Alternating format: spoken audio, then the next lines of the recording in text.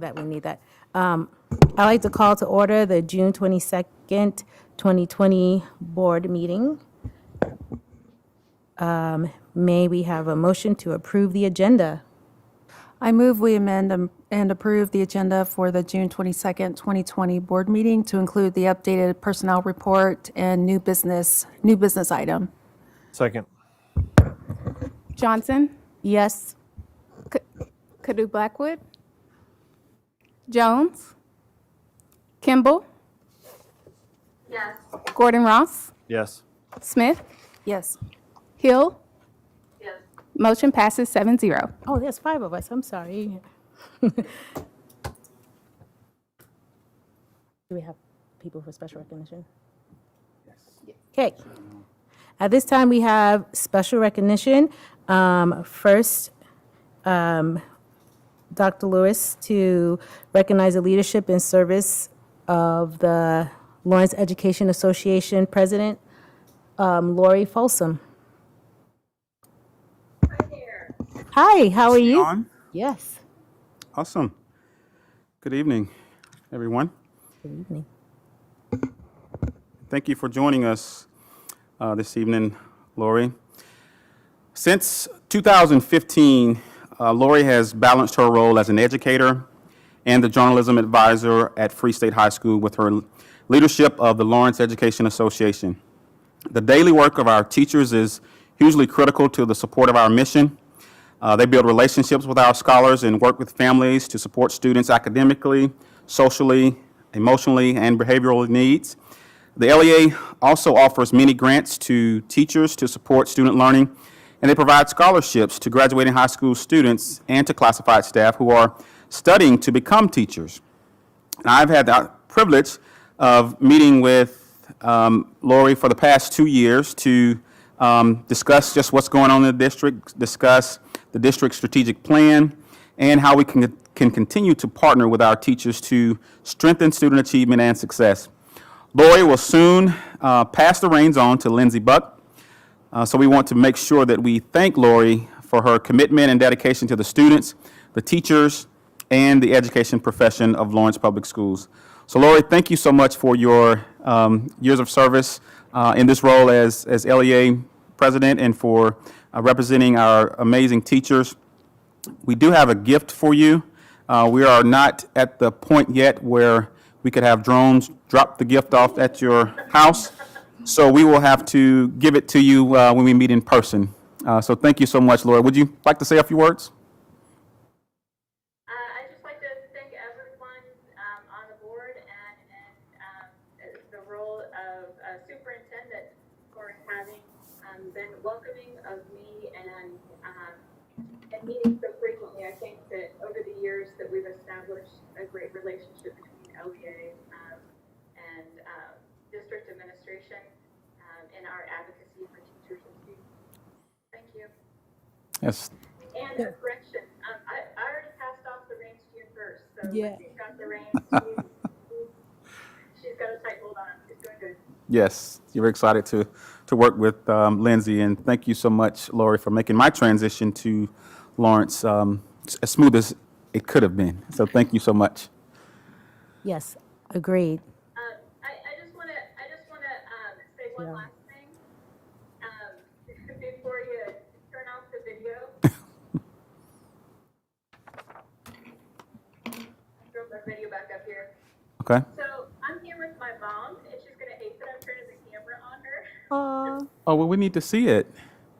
But this is my mom. We're Lisa Johnson. Did you turn the camera back on? Lori, did you turn the camera back on? Oh, sorry. There you go. There we go. I'm sitting here with my mom. Aw. I wanted her to be here so that she could hear Wow. that all of the sacrifices that she's made in her life for her kids. Wow. That Yes, it does. I'm only who I am because of who she is. So, thank you. Well, thank you so Thank much, you. Mom. You did an excellent job. Did an excellent job, and should be proud as well. Indeed. Thank you for sharing that with us, Lori, and sharing your mom during this moment. Thank you. Yes, thank you. Thank you, Lori, for everything. Oh, gosh. Whew. I want my mama. Next, we have Dr. Lewis to present the Outstanding Citizen Award to Noreen Spears. Yes. Noreen Spears is on. As she comes on, I'll just talk about her for a minute. Since Noreen's 3 children entered elementary school, she has been an active and engaged partner in their education. She has served as on parent organizations at all levels, helping to ensure high-quality educational experiences for many more students other than her own. Sunflower Elementary School named Noreen its Friend of Education in 2008. This is an honor that recognizes outstanding school volunteerism. When a new citizen group for legislative education and advocacy was formed in 2012 with a parent representative from each school, Noreen volunteered to represent Southwest Middle School. Now, this advocacy group later became known as Educate Lawrence and is dedicated to educating Lawrence citizens about legislation affecting public schools and advocating for full and fair funding to educate Lawrence children. Because we are reliant on Kansas legislator for education funding, this is a critical advocacy role. Noreen has reimagined and involved in Education Lawrence for 8 years, I believe, and currently chairs this group. In 2015, Noreen was a candidate for school board, and when a member was unable to fill her board term for 2 years later, Noreen applied to serve. Although the board selected Melissa Johnson to complete the unexpired term, Noreen found another important way to serve our school and community. She became the campaign manager for the Citizens Committee Vote Yes for Lawrence Kids. She used her communication and political science background and led successful advocacy efforts for the district's $87 million school bond issue.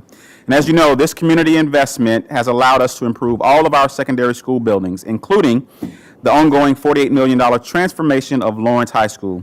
Thank you for your exceptional dedication and commitment to our schools, Noreen. You are truly an outstanding citizen. Would you like to say a few words? Yes. Thank you very much. I am extremely humbled and honored to receive recognition from you, our school board members, who work diligently to ensure that our children have access to the best education that we can offer. Not to mention the thousands of volunteer hours that you all put in. Thank you all so much, each and every one of you, and those who serve before you, for giving the best that you can to our students and families.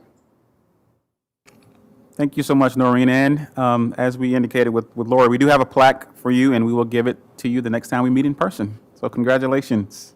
Fantastic. Thank you so much. Thank you, Noreen, for all Thanks, your... Noreen.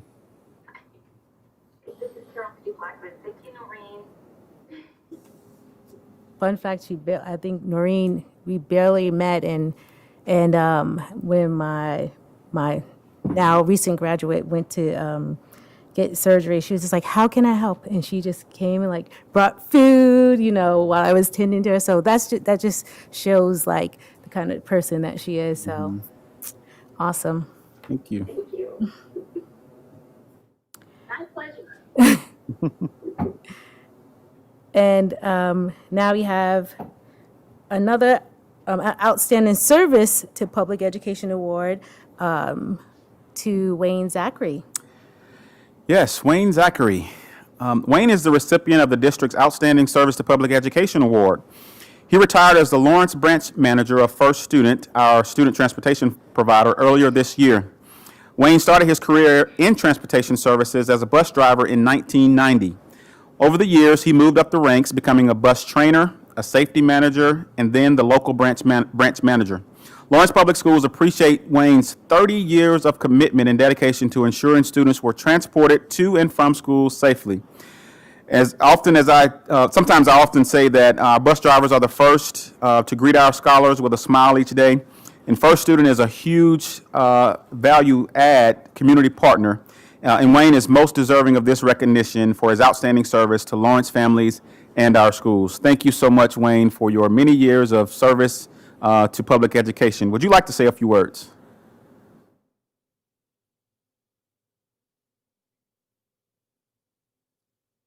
You're on mute, just in case. Certainly. Oh, there you go. Thank you, Dr. Moss. Yes, sir. Thank you, school board members. Congratulations to Noreen and to Lori. It's a pleasure working with both of them as well. Thank you very much. When I got an email from Julie Boyle about this, I thought maybe it was to tell me it was a snow day. Then I read a little further and I was kind of surprised. Anyway, thank you again. It's been an honor to serve this school district, serve with many different board members and superintendents over the years. I would like to say to the school board and those prior that were responsible for hiring of Dr. Lewis, who certainly made an excellent choice. And he's been most engaged with us from the day, almost the day he came here, and we truly appreciated engaging with not just myself, but the fire employees. And I wish you continued success, Dr. Lewis, in bringing the school district even better than it is now. Thank you so much, Wayne. Thank you. I really appreciate those words. And we too have a plaque for you, and we will give it to you the next time we meet in person. Congratulations, Wayne and Noreen. Yes, thank you. Congratulations. Thank you. Next, we have our board member, Erica Hill, to present the Lawrence Mental Health Academy students. That's correct, right?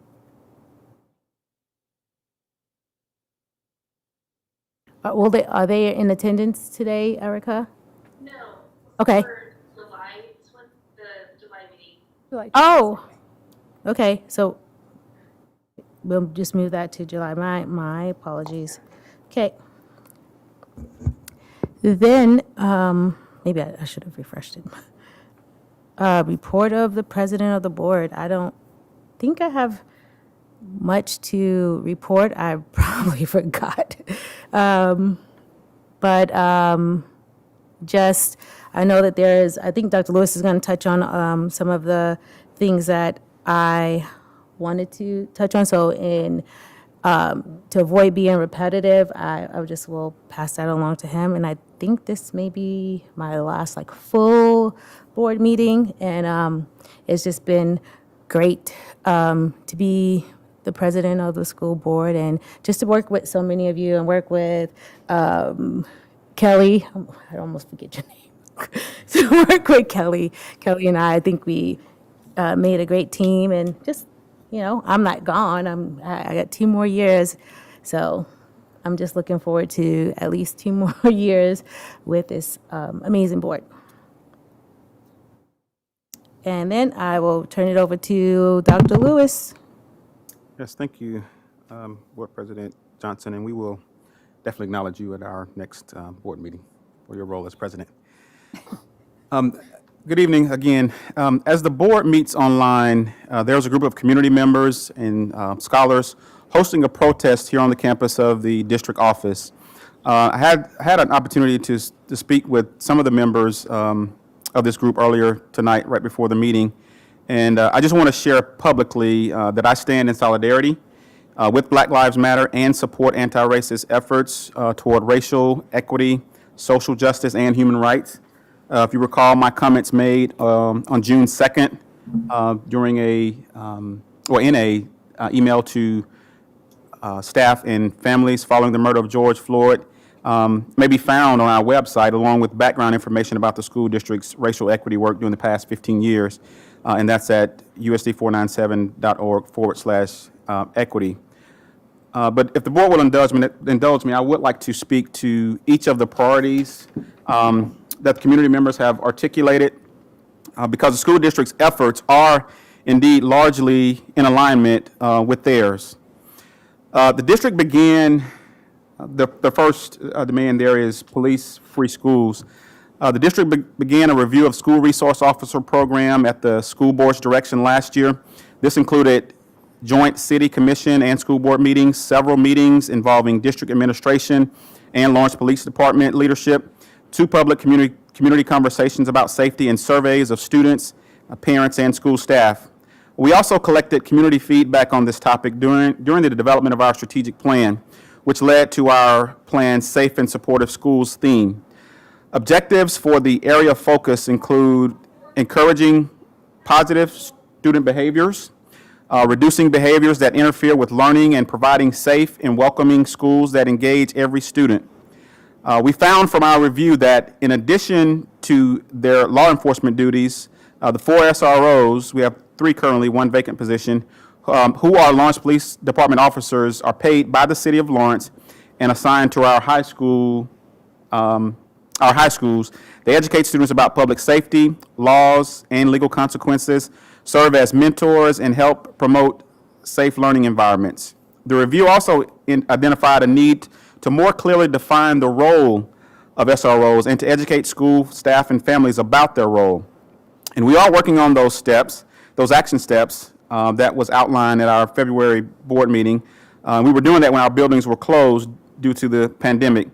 The Board Policy Committee has reviewed and made changes to the current Memorandum of Understanding between Lawrence Public Schools and the Lawrence Police Department.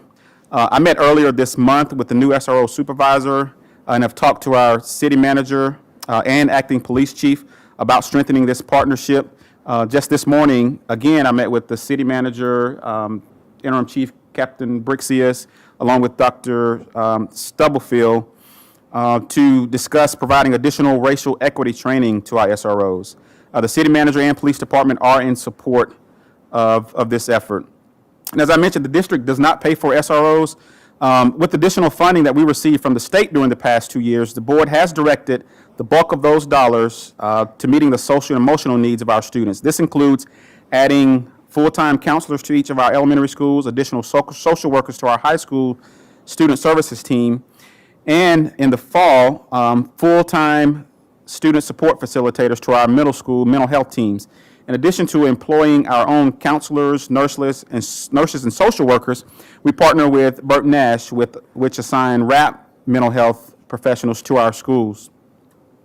Another priority of the group here tonight is to end zero-tolerance disciplinary policies. Lawrence Public Schools does not have zero-tolerance policies. As a matter of fact, no one on our administrative team can remember a time when zero-tolerance policies were in place in Lawrence. This district has made a commitment to restorative practices and will have provided restorative justice training to all of our middle school staff after the upcoming school year.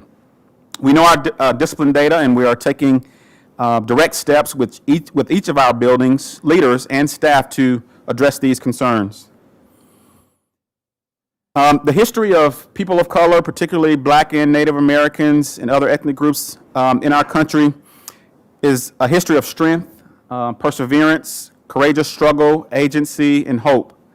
But we also know that that history is marked with exploitation, oppression, disenfranchisement, and discrimination. Which brings me to the next demand, and that's mandating Black history in our schools. Mandating Black history in ethnic studies is an area that our district is committed to continuing to improve. African American history is offered as an elective at the high schools. We are training all of our teachers in culturally relevant teaching and have developed a culturally sustainable resource criteria that is used in review of our curriculum and resources to ensure that our scholars see themselves in the curriculum. While we have made strides in this area, we will continue to do more. As a matter of fact, if we take a look at our state standards as it relates to social studies, there are times where, for example, Black students are introduced to slavery prior to ancient African times when there were kings and queens. And I've stated before, chronologically, that's not even in order. So it's incumbent upon us as a school district to make sure that we are giving our teachers those resources, giving our teachers permission to have those conversations in class, but also making sure they have the resources and materials to teach true U.S. history. And just on a personal note, I believe if we look at it as something separate, that I'm teaching Black history, I'm teaching Native American history, it's not seen as part of history. I do believe if we embed it in U.S. history, there's so many benefits of that. So many benefits in terms of many students not seeing one dominant culture or one dominant narrative. And so those are some things that we'll continue to work with our curriculum department. The next one is hire more black teachers. The district has had a goal since a Community Futures Planning Conference back in 1999 to recruit a more diverse staff.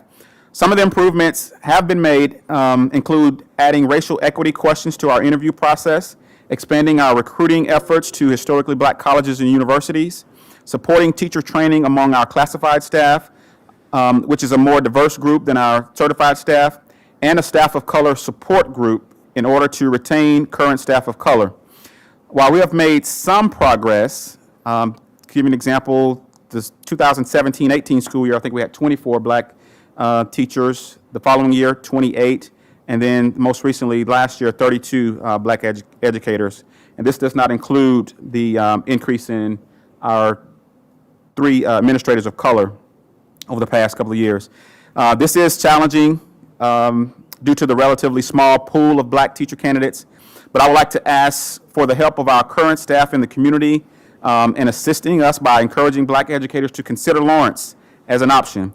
I would also ask the public to keep pressure on Kansas legislator to support school funding, competitive salaries and benefits for educators, and other incentives that will bring educators of color to Kansas. One of the things that was noted by our team that went to, I think, Virginia to recruit students of color, staff of color, they were looking for some type of incentives. And so if we can apply some type of, not necessarily pressure, but suggestion to some apartment rental complexes where they could offer some kind of discounts or something on rental, that may help us attract more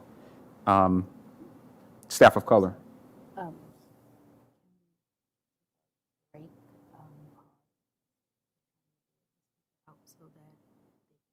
They're not hearing it. Okay.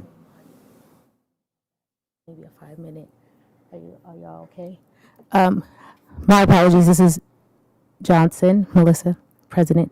We're going to take a 5-minute recess because we have individuals, like Dr. Lewis said, outside, and our team is trying to get a speaker out there so that they can actually hear what's going on. So we will take we have to vote? Okay, so we're going to take a 5-minute recess and try to see what happens at this point, after this point. Thank you for taking that.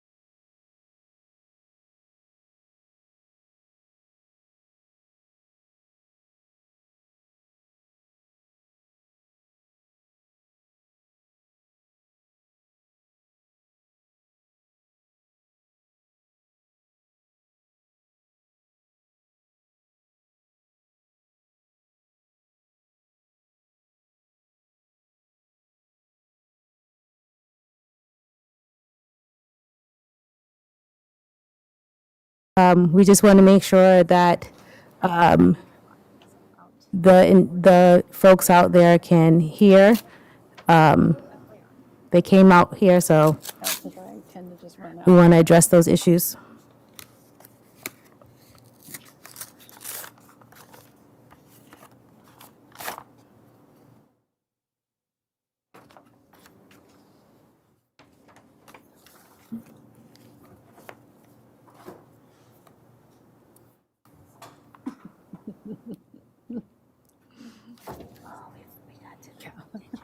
Funny. I texted her and said, "Are you locked out somewhere?" He had to let me in. I was like, I'm gonna come to the meeting. Could you Why do I, yeah. open the door? I didn't have a follow-up. I didn't hear the governor's She report. knew it was going to be a double-edged sword to ask me to come over. I didn't read that. She knew I was going to be the one person really not involved. But I in the also knew his. discussion, Please do. But she also knew I'd be the one.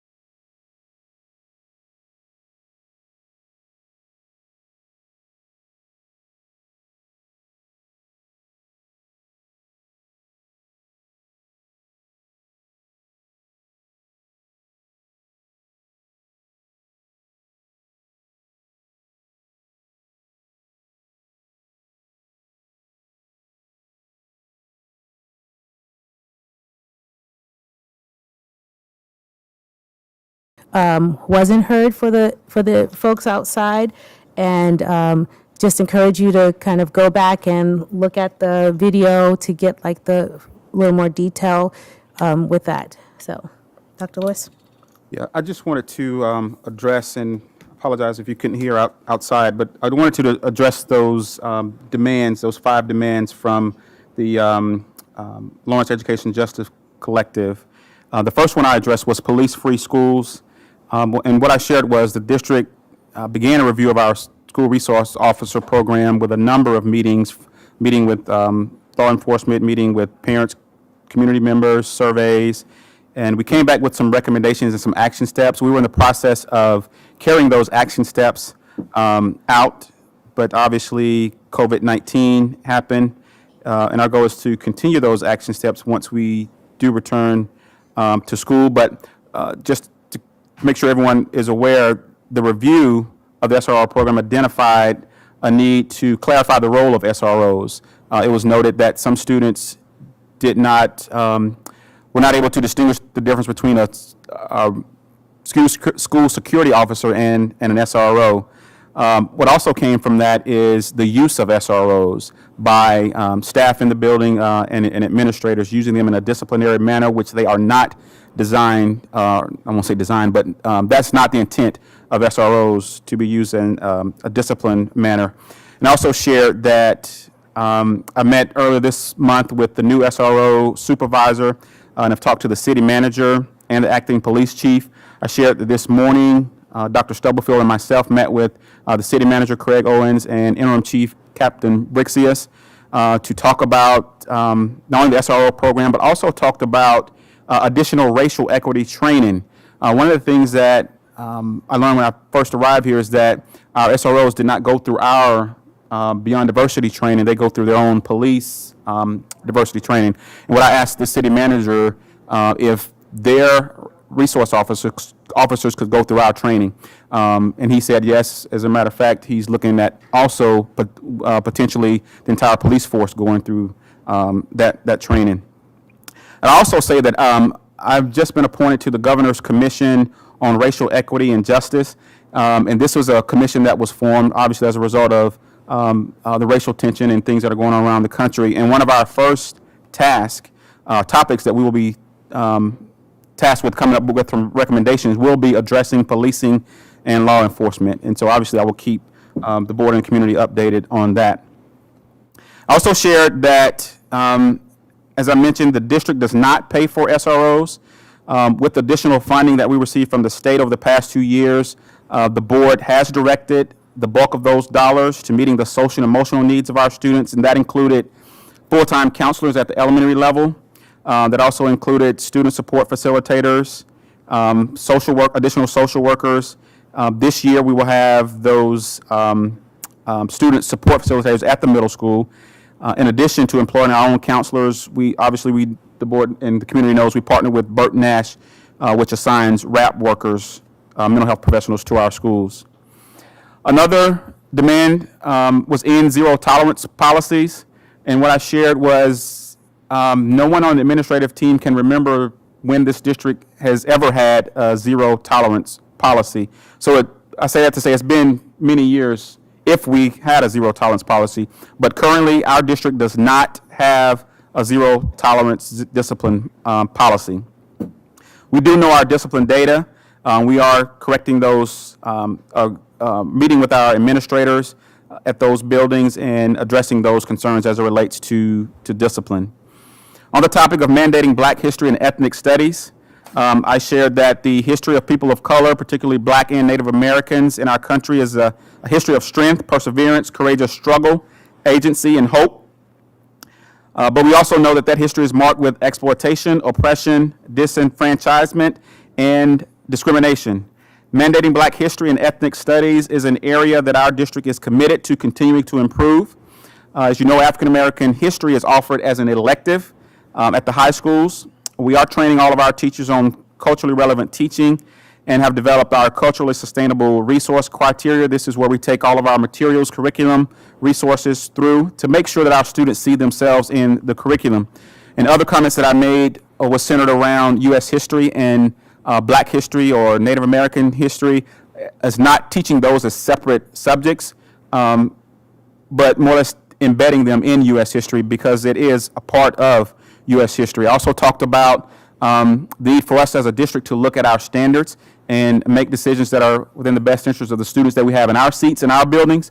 And I do not want the first time a Black student sees themselves in the curriculum is when they were slaves. They need to see themselves as kings and queens that happened prior to slavery. And so there are some things that we can do and take ownership of as it relates to resources. Patrick Kelly is keenly aware of this, and we are having those discussions now, and we'll continue to have those discussions about the curriculum piece. The other demand was hire more Black teachers.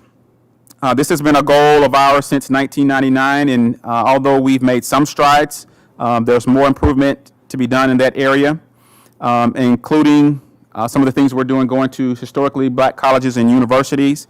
We're no longer just waiting for staff of color to come here. We're going out to them.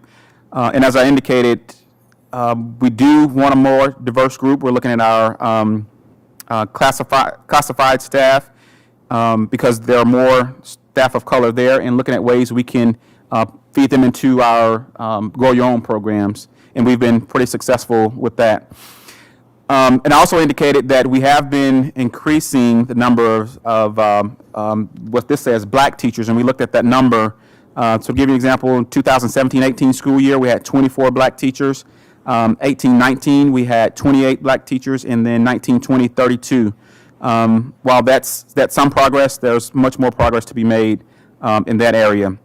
But what I was asking is for the community's help and continued support. We are our best recruiters, word of mouth, by recruiting black teachers and teachers of color, and encouraging or pushing on our local apartment complexes to potentially offer any type of housing incentives, because that was something that we noted when we went to recruit, is that many of our staff of color were looking for things that some other cities were providing. And so, of course, obviously, we have to compete with that. I also asked the public to keep pressure on the Kansas legislature to support school funding, competitive salaries and benefits for educators, and other incentives that would bring educators of color to Kansas. And then the final demand is vote to opt in PIRA or recognize PAL CWA. The board will meet in a work session on July 27th, so I appreciate the individuals from PAL that came to our previous board meetings, and we do recognize that there will be some this evening. But there will be a work session July 27th to discuss the Paraeducation Association of Lawrence proposals to unionize. During a report later tonight, our staff salaries and benefits, our Executive Director of Human Resources, Dave Cunningham, will share some information about some of the steps the district has taken in recent years to improve classified compensation, which is another ongoing goal of ours. And so I just wanted to share some of the things that we're doing, and I always say we're never there, we never arrive. It's just an area that we continue to work at, but I do believe that if we all come together, and that's why I made it a point to go out there and talk and just listen and learn and read signs to see where we can improve. But just imagine the work that we can do by coming together. And so I'm excited about the work that's taking place in many of these areas and the work that's going to take place in these areas. Are we still on my report? Yes. Okay. I have more. It's okay. I will participate in a panel for a virtual series about race and equity, sponsored by USA Kansas, KSB, and Topeka Public Schools. That will be at 10 a.m. tomorrow. USA Kansas plans to live stream it on Facebook, and then we'll record it to share later on YouTube. The registration is full. I think they have 500 seats, and those are full. Plus, they have some Facebook Live spots. I think they had 75 of those. And they're full. But they ask the individuals who are interested continue to register so that you can receive information about discussion board opportunities. And so they will use thought exchange to collect some feedback during the session. If you have not yet watched it, please take 10 minutes to review the National History Day documentary, Alvin Ailey, Breaking Barriers in American Dance. And this is by two of our Lawrence High 2021 seniors, Lillian Christensen and Zora Lawton Barker. Their documentary placed first at Regional History Day competition, first at the Virtual Kansas History Day competition, and it's now one of 35 out of 215 documentaries shown by the Smithsonian National Museum of African American History and Culture for an online showcase. You may find the link on all of our social media sites. Their documentary is available through the Smithsonian Learning Lab through Wednesday. Through letters to the editor of the local newspaper, we have learned more about the background of Charles C. Pinckney, for whom Pinckney Street, now 6th Street, was originally named. When the original school was built in 1871, we understand from the research of a former school librarian that the school was named for the street that it bordered. An author of the United States Constitution, Charles Cotesworth Pinckney, we also now understand was a slave owner and slave advocate in the South Carolina House of Representatives. We appreciate this information being brought to our attention. We notified Pinckney staff and school communities on Thursday of our plan to engage the school community in a discussion about the school name in the fall. We owe it to our school community to consider the input of our students, staff, school families, and neighborhood. As was the case in recent years with the renaming with Billy Mills Middle School and Liberty Memorial Central Middle School, proposals for name change come to the board for final approval.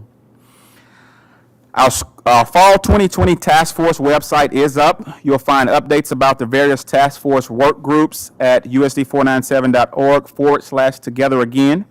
I appreciate the more than 200 administrators and staff who are spending time this summer discussing how we will safely provide both in-person and virtual learning options for students in the fall. Our parents and guardians survey remains open until Friday. If you are a parent and have not yet participated, please share with us your needs and concerns related to the start of school in the fall. We have had about 4,000 responses, which is really good. We plan to share the survey results on the Together Again website. Due to the pandemic, Human Resources has asked staff who have medical conditions or who provide direct care to someone who is at high risk of infection to please call Human Resources office for an appointment to discuss return to work options for the fall. Our Nutrition and Wellness Department is celebrating the receipt of a Kansas Feeding Kids grant of more than $36,000 to support the summer meal program. Our summer food service meal participant rate is averaging anywhere between $750 to $1,250 per day. We invite Lawrence families to take advantage of these free meal services for children every weekday at several school and park sites. You may also find that information on our website. I want to congratulate our 2019-20 Principals of the Year, Tammy Becker, Hillcrest Elementary, and Kristen Ryan, Southwest Middle School. I would also like to thank Truity Credit Union for providing them with $500 each. Tammy and Kristen both have strong passion for supporting all students and have led their school and communities to work together in strong partnership to improve the way in which we meet the individual needs of our students. They are both caring, forward-thinking, and innovative school leaders and deserving of recognition. So congratulations to Tammy and Kristen. It has come to our attention, this is the last thing I promise, it has come to our attention that some of our students may not be following the physical distancing recommendations from the Lawrence Douglas County Health Department when getting together with friends. We understand that it's a temptation. When things begin to open up, we think that it's over. It's not over. We miss our friends and our families members just as much as you do. But in order for us to host graduation, athletics, and activities, and ultimately return to school in the fall, we are going to have to follow, obviously, the public health guidelines and stop the spread of COVID-19. As we saw last week, the county had an uptick in cases, so phase 3 was extended for 2 weeks through July 5th. There is a scorecard that the county is following to decide whether we can move to phase out, but it falls upon each of us to make sure that we are observing physical distancing, wearing masks when we are around others, and practicing healthy habits by washing our hands, cleaning, and disinfecting. We want to celebrate our seniors. We really do. We want to get our kids active again, but in order for us to be together again in the fall, it's going to take all of us. I will say it will not happen without everyone's cooperation with these health and safety guidelines. That's all I have. Thank you, Dr. That's enough, Lewis. No, we're good. Thank you for reviewing that information as well. I'm trying to make sure I speak as close to the mic as possible. We are going to move on to patron commentary. I will read the audience participation. I have one written comment to read, and then we will go ahead and the individuals that are online who I have written down to speak will speak after that. So the USD 497 Board of Education welcomes patron comments and thanks you for taking the time to talk to us about our policies and procedures. We set aside this time during our regular meetings to hear from the public. This is your time to share your opinions. However, complaints about specific staff or students will be heard by the board in executive session in order to protect the privacy of the individuals to be discussed. While you are not required to share your contact information, we ask for that information so district staff or the board can follow up with any specific concerns you may have.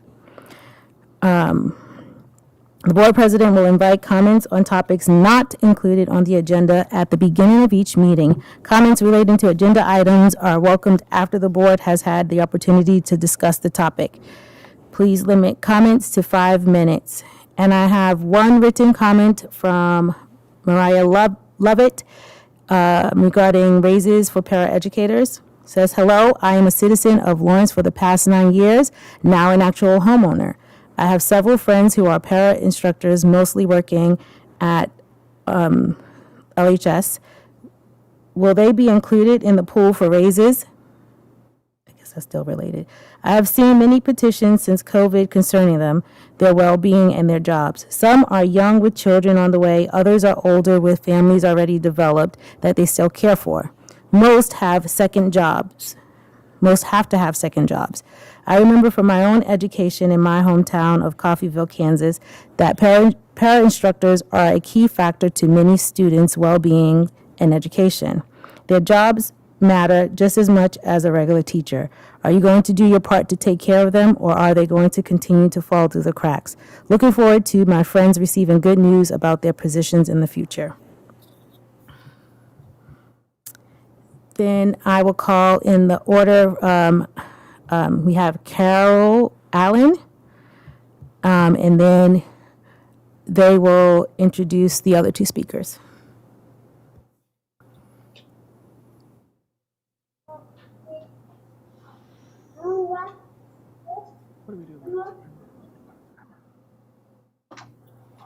Hi, Board of Education. My name is Carol Allen. My pronouns are she and her. I have been a district employee for 5 years, going on 5 years. My first 3 years in food service and getting ready to start my second year as a para. I joined the PAL CWA as both a para and a parent. As a para, I love my job. I love coming to school every day and seeing the smiling faces of the children. As a parent, I'll rely on para staff to help my children on their IEP goals.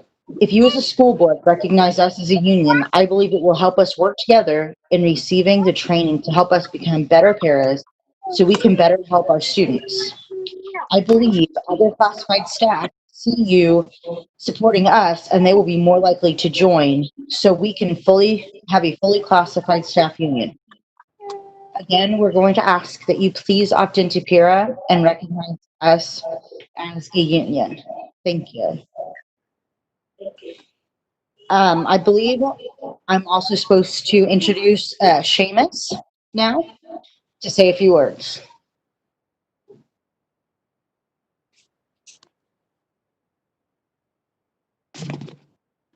Hello? Am I being heard? Yes. Okay. Hello. My name is Seamus Albert, and I'm the current president of IAFF Local 1596, which is the firefighters union in town. I would like, as public comment, to read the letter that we sent into the board 2 weeks ago, make sure it turns public comment, and then briefly expand upon it. So we, as the 120 plus firefighters, EMTs, and paramedics of Lawrence Professional Firefighters, IAFF Local 1596, urge you, as a USD 497 school board, to grant collective bargaining rights to the para-educators employed by the district. Highly motivated and well-qualified para-educators are essential for success of the school board or the school district. And because the school district plays a vital role in shaping the next generation of Lawrencians, these para-educators are also essential to long-term success in our entire community. Their request to be recognized is not only reasonable, but it is consistent with the values that Lawrence has stood for since its foundation. With all the challenges and turmoil of 2020, it is more important than ever that we pass on our values to the next generation. Chief among these values, those in positions of power and privilege have a moral and ethical duty to treat those who have less power and to treat them with respect and fairness. If we want our children to believe that, we have to demonstrate that with our actions. After all, paraeducators' working conditions are our children's learning conditions. Our conduct towards these vital workers sends a message, and they are listening. It is important to treat people fairly. Do we value education, and do we value the people that bring that education? Our organization, IAFF Local 1596, has had such a formal collective bargaining relationship with the City of Lawrence for over 40 years. We represent the firefighters, the EMTs, and paramedics who provide public safety services to our community. Having this relationship has been incredibly beneficial to both. Our employees are happier with more job satisfaction, and the city has developed a top-tier fire department according to multiple third-party accrediting agencies. Formal union recognition aids with the recruitment and retention of top talent. It creates a more positive culture of organizational buy-in among its employees and raises their effectiveness. Extending collective bargaining rights to the paraeducators will have a similar effect on the school board, or school district. Therefore, as community members, professionals, parents, and voters, we ask that you grant the paraeducators' request for collective bargaining.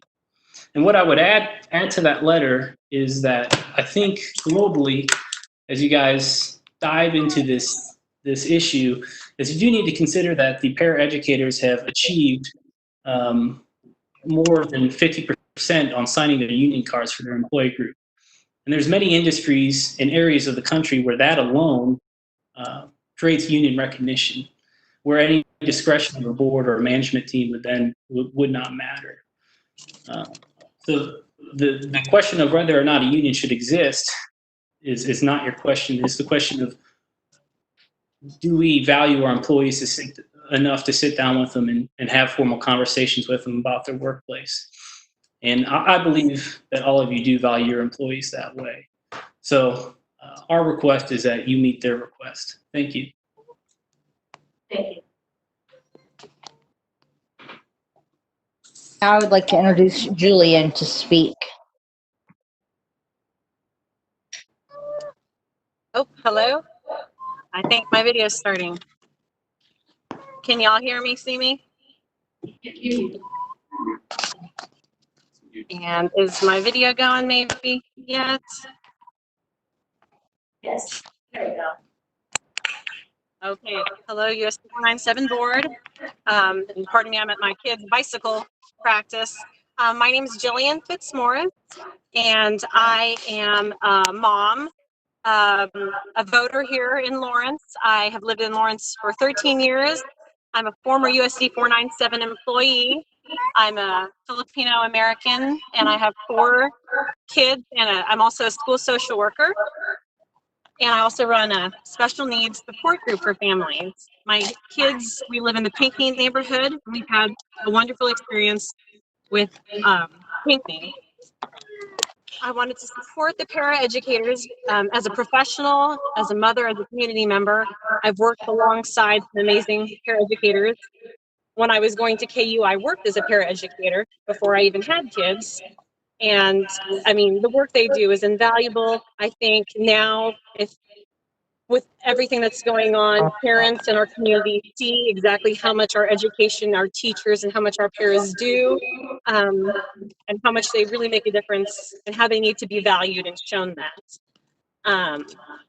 I have a son, Ridley, who has nonverbal autism, and although he has severe autism, he cognitively he does well, and paraeducators are expected to learn an AAC device, which is alternative communication, a speech app on an iPad. It's very complex, and they have minimal training to be able to do this.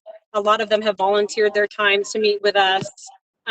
Just the paraeducators, Evelina Payne, we've had so many exceptional people who have just gone above and beyond. They've been scratched, they've been kicked, and not just from, I mean, my son is generally doesn't exhibit such behaviors, but working in behavioral classrooms, working throughout the district. I've worked in 7 of our schools here in Lawrence, and I've seen firsthand what the teachers and the paraeducators have done, because they love and they care about our kids, they care about our families, and they put up with it.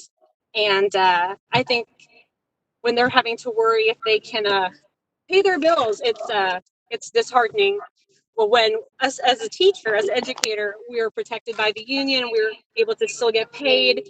And I agree with everything the gentleman before me said about how if we were able to have a conversation with them, they'd be more able to, we'd attract qualified applicants, they'd stay with us. And I think studies show that it's easier to keep and retain an employee and make them happy than it is to keep the job search going. I know on the website there's always 20 to 30 paraeducator openings, because it is hard to attract and keep good employees when they lose their jobs in the summer and when they don't have this grade of benefits and protection.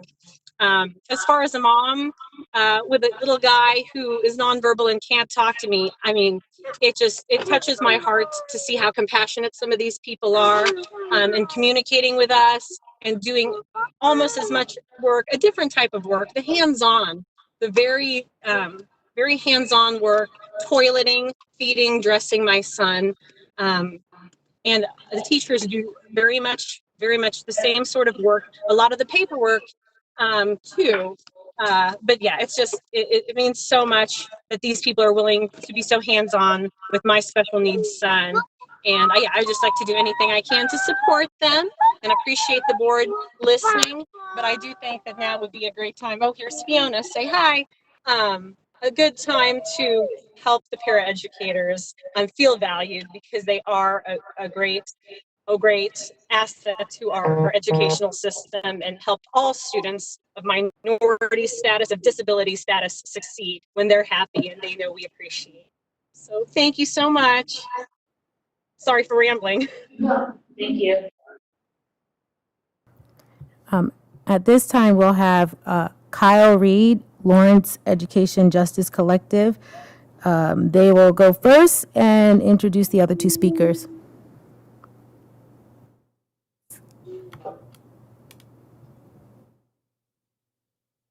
Are they? Kyle, can you? Oh, okay. There's a slight delay.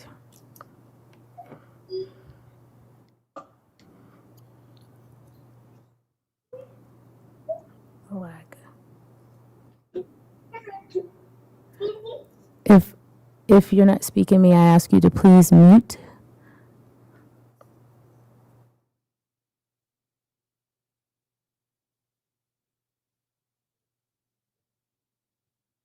Thank you.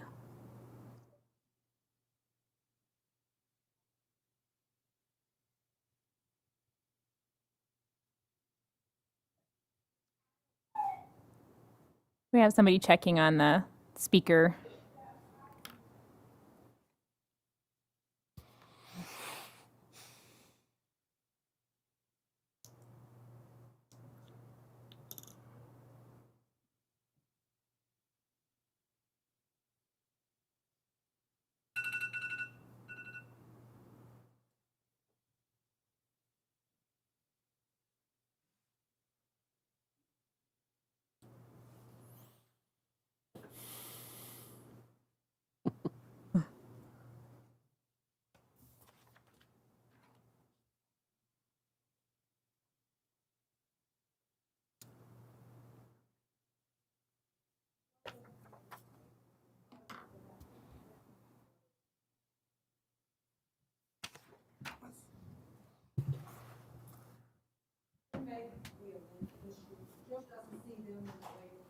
Oh, see, no one else as well?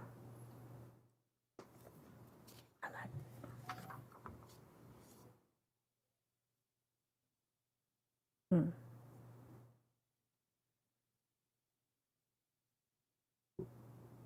Thank you for your patience. Mhm.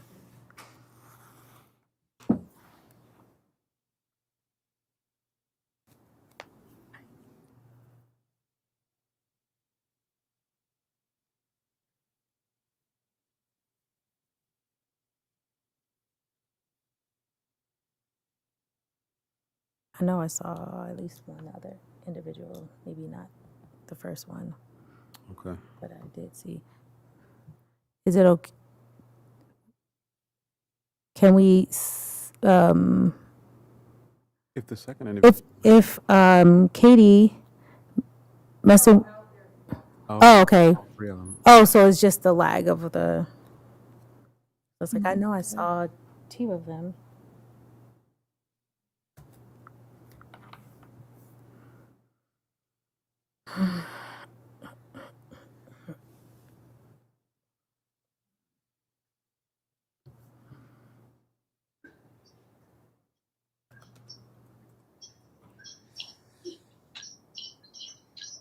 It's Katie. Oh, no. Oh, I can start my video. Can I just go? Yeah, well, I can still go first. Yeah. Are they in the? There we go. Hi, can y'all hear me? Yes. Yes. Okay, hello. First, I want to name that I'm a little bit nervous. We've been out here for a minute, and I've been thinking about this for a minute. I want to show everybody that I'm here with in solidarity. This is a smaller group. We've been waiting outside for our turn to speak for a time now. I got through if that's what you're coming.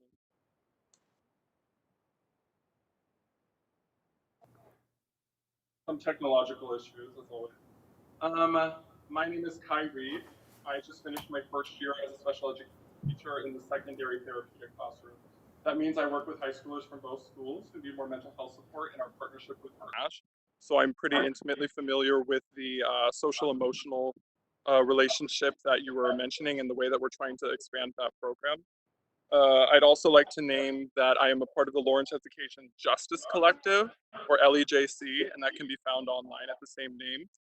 That is the organization that organized this protest here today, and that has been meeting online and in person for a few years now. Let me just pull up some notes that I have. There was quite a bit of chanting and music here earlier. That was beautiful. I'm sorry that that's been held off by technology issues. I first want to address the comment, not that you made most recently, Dr. Lewis, but previously when a public statement was made from the LJ world, from you, about how you are trying to not only continue but strengthen our relationship with the LPD in response to what's going on at a national level. We are working with Black Lives Matters in school, a national program, and that is totally out of line and is not even close to the incremental change that you're advocating for, much less the radical change that needs to happen, honestly, yesterday. I also do want to name that I was a para before this for a few years in the same space, just because I honor every para in this district. The harm that I've witnessed as an educator firsthand is so substantial that I'm not here to wait around and sort of beat around the bush and make these incremental changes that you keep noting. I've seen firsthand Black students be pushed well along their way into the student to prison pipeline. Sorry, now I'm upset and I didn't anticipate that. Sorry. SROs have not once brought safety to our schools. I think if the data that was collected, the surveys that I filled out that were not effective from the jump, that were not supported by any training or anything or implementation, if that was truly listened to, then we would not be taking the stance that you've already stated earlier tonight. I know that you tried to address the demands that we listed before, and again, those were made in coalition with the National Black Lives Matters in School movement, and we have our own as well locally.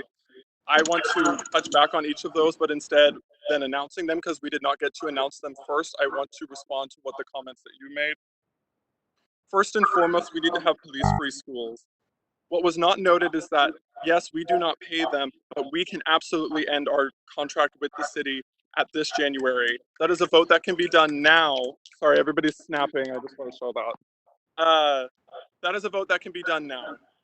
And that is something that absolutely needs to happen. If you don't have to fund them, then why do you have to put them in those schools? They are the beginning of that harm for so many of our Black students, for so many of our Native students, for so many students across this district. The numbers show that it is not proportionate. And that is not something that I'm just going to wait around until it finally happens 5 years from now. It needs to happen yesterday, and you all need to have a prepared vote by the next meeting.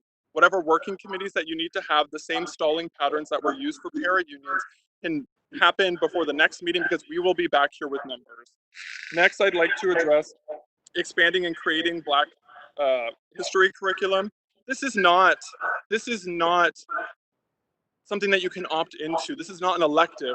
This is history as we know it. This is history for the people who deserve it. And as many times as I've had to sit around and been asked to teach white history in this district, I have not been directed from any administration to do so with Black history. That is something that I choose to do of my own volition. Hiring more Black teachers, I'm just like bottom line not interested in the incremental change that you're naming. I know that you see this as we need to be doing more and we're always on the journey and the journey never ends. The journey can end for these demands. The journey can end for these demands as soon as you make it end, and that needs to be taken responsibility of by all of you. There are currently 363 students per average across the multiple levels of school for every one social worker, for every one counselor. That's totally inappropriate. What do we think could possibly happen when you have 363 students on one person's caseload? Nothing effective, and certainly nothing that addresses social, emotional, behavioral concerns that are supposedly what SROs are addressing. Even though SROs, again, have never kept us safe and never will, and they have not proven to do that. And that is not their job. They're not qualified to do social work. If people are celebrating them for acting as social workers, imagine how excited we'd all be if actual social workers were able to do it. And then lastly, of the demands, I want to recognize the para-union. It should have already happened by now. There's no reason it shouldn't. Slightly increased pay that should have already been made just to meet living wages does not qualify as recognizing our para-union. It doesn't. As a para, I loved my job, and that's the only reason I was there, because I was certainly not receiving the appropriate pay for what I was being asked of. I was not being trained, and all of the suicide prevention training, all of the diversity training paled in comparison to what I was up against and asked to do every single day. Whew. Okay. So I'd like to reiterate one more time, have your working meetings, be ready to vote by this next meeting, because we will be back with many more students, with many more parents, with many more community members, because strengthening our relationship with the LPD is not representative of the community that I live within, and it is not representative of the school district that I work within, and it is not representative of the students who need the most care and the most attention. They should be prioritized immediately. I will also take this moment to introduce Katie Meston Ward, who is a recent Free State graduate who would like to speak next, and then Micah Ann Cox, a very active community member who has been integral today and just such a joy, and both of them will be speaking after me. And one last time, cops have no place in our schools, and USD 497 must stand to keep students safe. We have to be the conversation in Kansas right now. And the time to act was yesterday, but it could also be now if that's where y'all are at. So I'm going to hand this over to Katie after I wipe it down.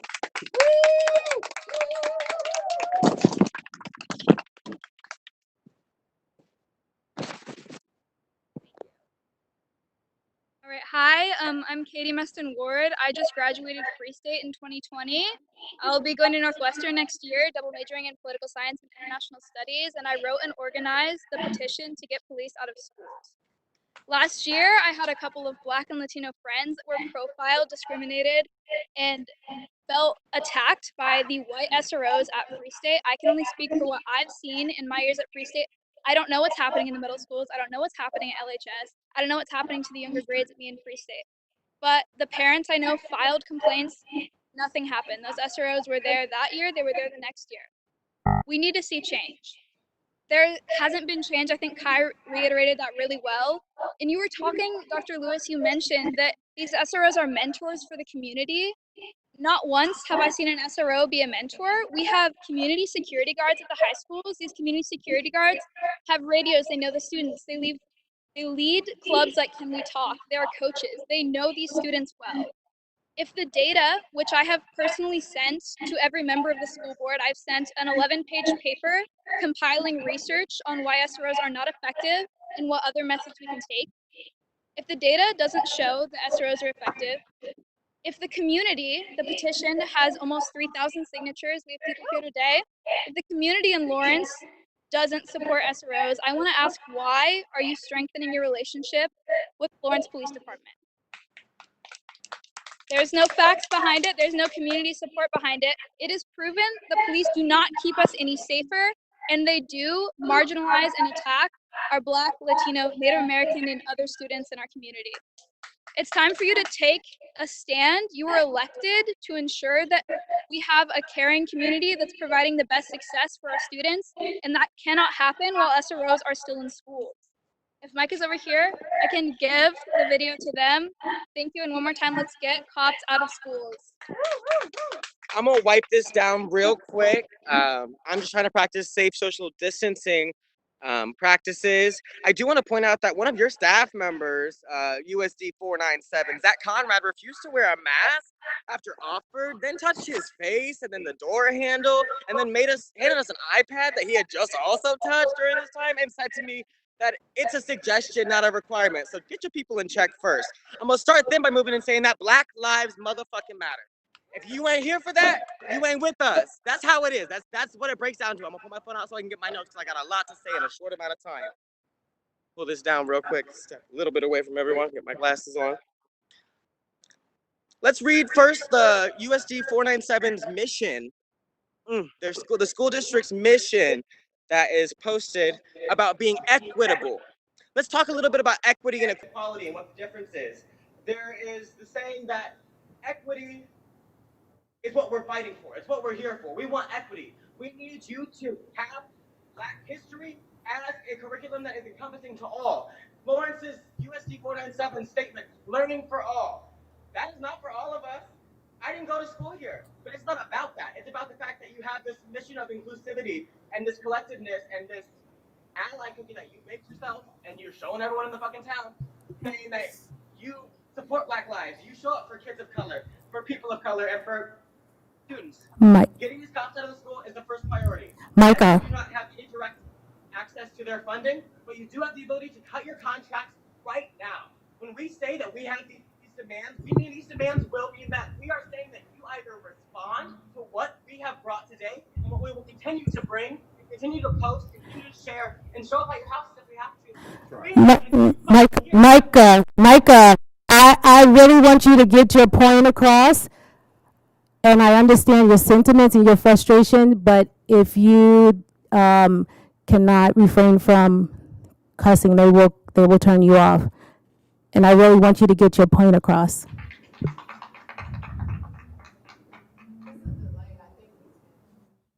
Oh, think she.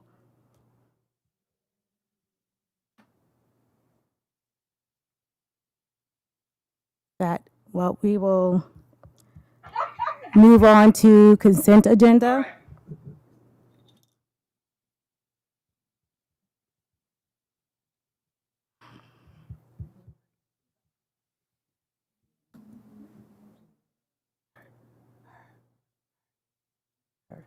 We move on to consent agenda. Consent agenda items are those that are considered routine and are adopted by one motion unless any board member or the superintendent We have board commentary. Oh my gosh. I'm sorry. It's just, It's okay. I apologize, board members. We will move on to board commentary. Melissa, this is Shannon. I have Yes. something, I can go. Yes, go ahead, Shannon. First of all, I want to thank the commenters who shared with us this evening. Always appreciate hearing from our community, and I do listen and take what you have to say to heart, so thank you for that. I wanted to just say that out of an abundance of caution, I'm participating virtually in the meeting this evening, as many of us have been for a while. Because as COVID cases are continuing to rise in our area, I want to make sure that my own exposure this past week to the inpatient setting at Lawrence Memorial Hospital and through my spouse's work as a hospitalist there doesn't make me an unknowing vector to spread the virus to all of you there. So I continue to ask for your understanding and also for the community's understanding and patience as we move forward through this. I just wanted to say thank you. Wanted to share that June 13th, which was a week ago, Saturday was my last KASB board meeting as president. It's been such an honor to serve the school boards of our state as president of KASB this year. And I wanted to share, as part of my service, I really wanted to share across the state about the things that our district is doing. Oh, wait a second. Sorry. I'm going to excuse myself real quick. Okay. Sorry, Shannon. You go ahead, Shannon. I'm with you, Shannon. Okay, I'm happy to pause if we need to No, pause. I think it's okay for you to continue. Continue, okay. Yeah. I just wanted to say that I went into this year wanting to share about across the state about our district, and I felt like I had a great opportunity to do that on a number of occasions, including when we had the March KASB board meeting here in Lawrence, where we were able to showcase our USD 497 programs and our facilities at the College and Career Center and Lawrence High School. Wanted to learn from those across Kansas and across the country about their experiences and practices and use that information to help improve the leadership and services provided by the association, and to also bring that knowledge to bear in my work for USD 497. I feel that I accomplished those things as well. But one of the things that I really wanted to do this year was that I wanted to grow KASB's role as an equity leader for school boards across Kansas. And I'm very proud to announce that at our KASB board meeting last Saturday, the board accepted my recommendation to begin crafting an equity statement that will guide the association's work, both internally and externally into the future. And I will get to help lead that work as past president, along with the other members of our executive team and members of our board. And I'm very proud to have been a part of bringing that change to the table. Wanted to say thank you to my fellow board members here in Lawrence and to Dr. Lewis and our USD 49 staff who supported me as I've completed this service this year, and I'm really grateful for your guidance and support. Finally, I was very proud to sign the letter on behalf of the association this past week to Education Secretary Betsy DeVos, asking our congressional delegation to support overturning her rules that she has put in place about how to distribute some of the pandemic aid to school districts. We're continuing to try to advocate around those funding issues at the national level, and I'm just glad to be a part of that. Board policy meeting, I took that on the 15th. I'll let Kelly speak to that if that's okay with you, Kelly. Yeah, that's fine. And just wanted to also say that I'm continuing as part of the work group for KSDE, helping to put together reopening guidance, and appreciate having that opportunity. So thank you very much. That's all. Is there any other board commentary? Hi, this is Carol Cody Blackwood. Hey, Carol. Can everybody hear me? Yep. Yep. Okay, great. Well, I was honored and humbled to deliver on June 19th, on Juneteenth, I was asked to deliver the opening remarks and deliver the land acknowledgement for the Kansas and Missouri side. And I will tell you that it's kind of tricky because there's over 37 tribes. But I served as a panelist for the Global Alliance for the Education of Nations, or GAIN, and this is their inaugural virtual conference. And there's going to be another one on October 31st, and that's already full, so we are excited about that. But I would just like to thank everyone for speaking tonight. Those are powerful words. But as someone who has long fought for Native American recognition and ending the harmful, I'm sorry, I'm so emotional. As someone who has long fought for Native American recognition and ending the harmful use of Native Americans as mascots, I fully understand what's at stake. I will continue to advocate for all of our students, including the LGBTQ+ community, and I will ensure that all our students are treated equally. And I would like to thank the Lawrence Education Justice Coalition Collective for creating unity during these difficult times. Thank you. And my allergies are so bad right now. I apologize. Thank you. Thank you, Carol. Other board members? Yes, I have a couple I'd like to mention. So a week and a half ago, I was asked to serve on the Douglas County COVID-19 Recovery Coordination Team, Equity Impact Advisor, the foundation function of that team, and Dr. Lewis is one of the leaders on that team. These for the education function are KU and USD 497, and the primary purpose of this team is to continue coordination efforts among all levels of learning institutions and develop reopening and necessary closings. And I'm very looking forward to serving in this capacity for this and for the district. And I promise I want Academy students every single meeting. However, they have successfully completed their first week of the Leadership Academy, which is a mentorship program in collaboration between USD 497 and LOH Health. And they had a very busy week, and they were the feedback I received from their first week is that they were exposed to so many different aspects of healthcare that they never knew existed before, which is one of the main purposes of the program. So and you'll be able to see them in action at our board meeting on July 27th. Thank you, Erica. I'd gladly hear about your students every meeting, so please keep giving updates. Other board members?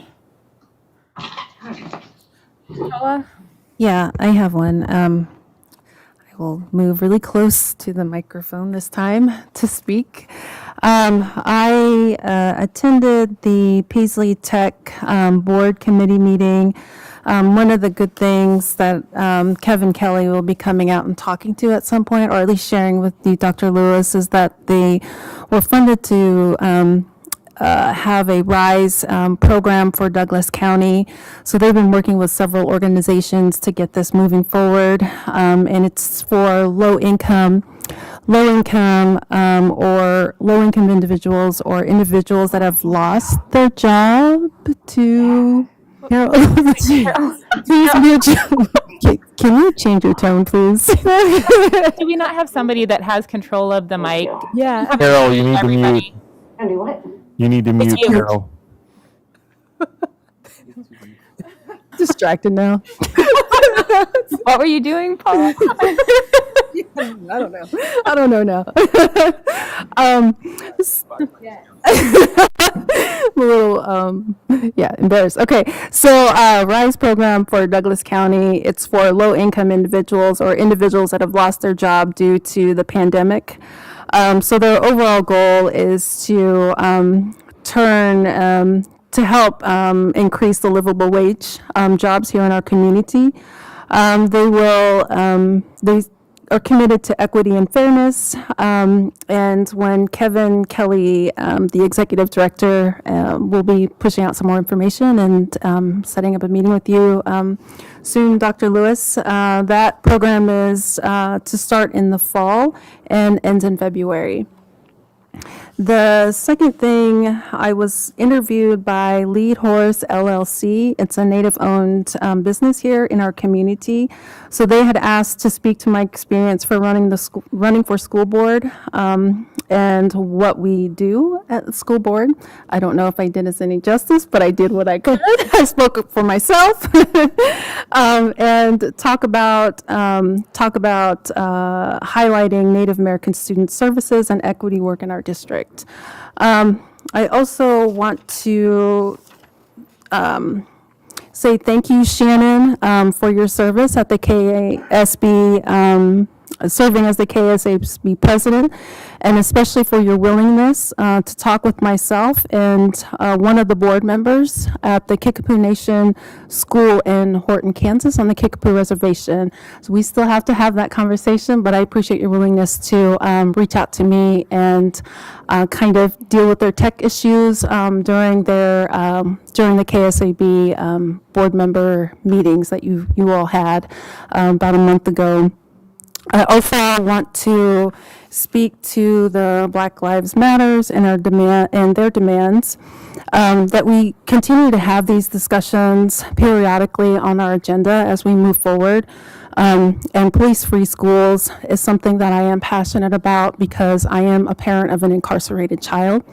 And I think that we can improve the work that we're currently doing. And I also want to make sure that we are asking ourselves if what we're doing is enough. These have been issues that have been going on for more than a decade. So I just want to make sure that we continue to have these conversations moving forward, if not quarterly, at least at a minimum, and that we do better monitoring and oversight over the SROs that do come into our buildings. I don't know what that looks like. I know I do recall that conversation on the surveys results that were presented to us. I believe that was on our second board meeting when we first came on. I think that we're at a point where we can have maybe a more in-depth conversation because this is a new board, and I think we all are willing to do things differently. Thank you. Can I jump in? So I wanted to take a moment to acknowledge a couple of things. The first thing I want to acknowledge is that speaking out in the time of COVID-19 is really challenging. It's hard with all the technology issues to make space and to make sure that we're hearing everyone's voices. I appreciate everybody's patience as you come to us, particularly tonight, around issues related to workers' rights in the union and also looking at our equity and inclusion work and providing us feedback that can be helpful to how we practice moving forward. So with the technology issues, we're always looking to get better and make sure that we're honoring your voices and waiting for you to be heard. So thank you for your patience tonight while we had a couple pauses. And Dr. Lewis repeated. I appreciate that, Dr. Lewis, very much. So Shannon asked that I speak to the work we're doing within the policy meeting. And Paula, I missed the meeting before, and Paula missed this one, but there's been two of us at every policy meeting for the last couple of weeks. And I'll say that among other issues that we discuss, we continue to work on issues related to organizing site councils and making sure that we're creating a good structure for them and that they will be able to communicate to you in an effective way, and that we are looking at all of our policy as practice. I want to note that Melissa, Shannon, and I continue to work on the district policy around equity, and we've received some consultation around that, both internal and external. I think we have 13 pages of notes around how we can improve our policy. And I work in an academic setting and was a little intimidated by the feedback. It was a little bit like getting graded on a paper. But we are working on it, and we'll have another draft available for the board to review. I've tried to pass, particularly Carol, I remember we came up against an Open Meetings Act and couldn't have you attend the consultation. And it really occurred to me that every board member should be able to see that information. So I forwarded it on, and I'm happy to pass it along to anyone else in the district as well, as we move toward crafting something that I hope is something you can use, Dr. Lewis, to continue the work that you want to do, and it'll give you the additional backing of the board governance to move forward in what I know has been passion work for you. I also just want to acknowledge the incredible amount of work that you have been doing around COVID-19, but also around equity and inclusion. I am learning so much from your leadership and your commitment to doing what's right for our kids that it's hard to not speak to it tonight. So I just wanted to say to you, thank you. It's impressive, and I'm a better person for being around it. So I also think this issue, like Paula, around police-free schools is an issue that has mattered to me, and it's certainly something I've talked about for the last couple of years. I agree with Paula that we need to continue to look at this issue, and I appreciate the folks that came forward to speak about it. I do think this is a unique moment where we're seeing change happen quickly that has taken otherwise years to happen, and I don't want to lose an opportunity to create something that could be really good here in Lawrence. So just thank you for all the work that I see you capitalizing on it and utilizing it to do good work, and I'd like to not get distracted too much by all of the other work that you're doing, but I do think there's reason to pause and look at SRO programming in schools. And I just wanted to say thank you to Melissa, who has been my partner. I'll get an opportunity to say it again in a week or two, and I will say it again, and I'll probably continue to look to you for support. You have been an amazing president, so I know you're going to wrap out this final full meeting with grace and extreme talent that you bring to this role. And just to say that I'm going to say it again in a couple of weeks, I'm just really proud to serve with you. You're pretty amazing. Wow. I did want to, and I'll probably get emotional. I did want to touch on, as far as the demands about hiring Black teachers. And I know it doesn't look like much has been done, but in KCK, where I teach, there's a higher number of Black educators there, but it's also, when you look at the rent and the housing opportunities, it is is cheaper. And when I started out as the educator, I was a single parent with 3 kids, 7 and under. And it was a struggle financially. We know nationwide teachers do not get paid a lot of money. There were times where I was almost evicted from my home trying to make ends meet.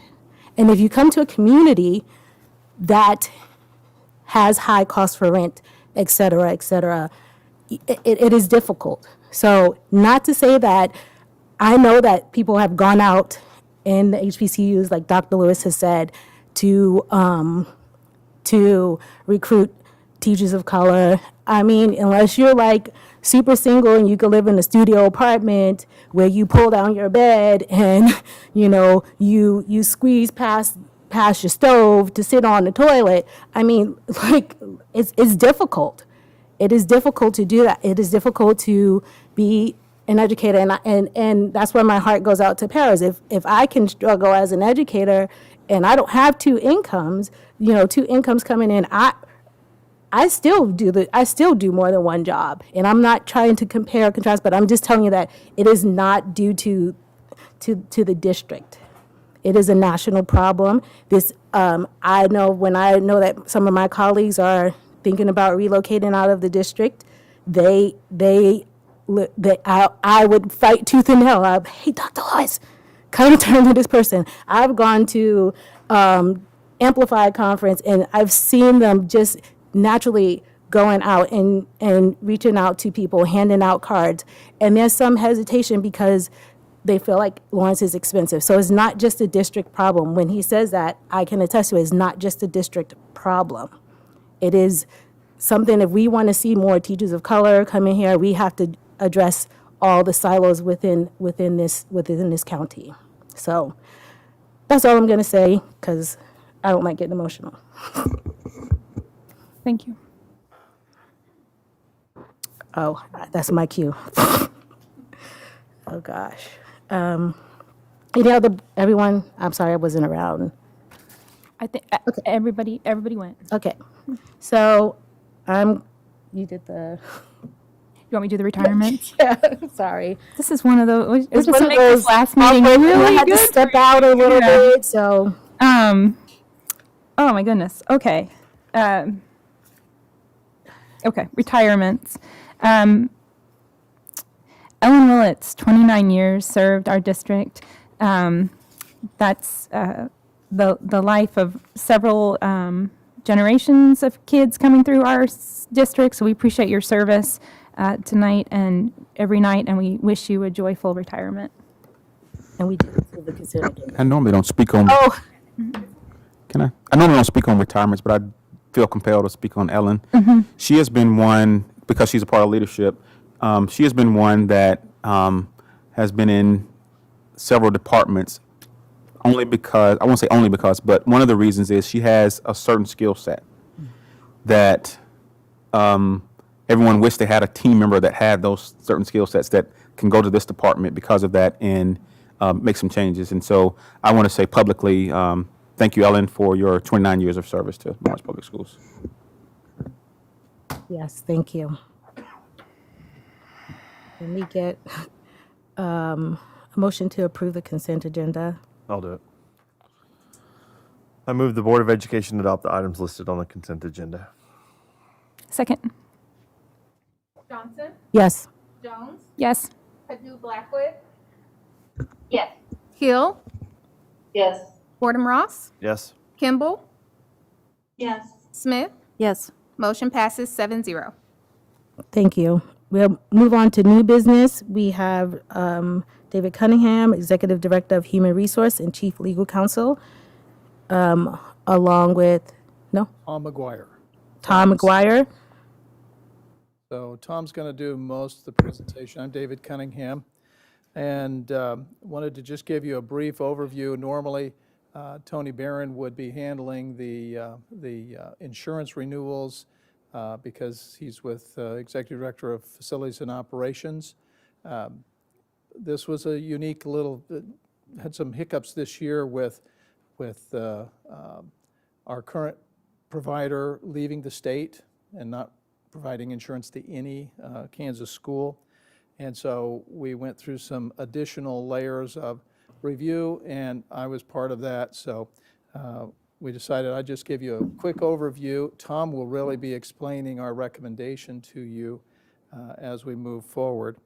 So we did look at the marketplace. Tom is familiar with the marketplace, very familiar, and he and I have talked about that. We've also checked some other sources for potential bids related to our property and casualty insurance, and several companies declined to even bid the business. They didn't want to have any part of it.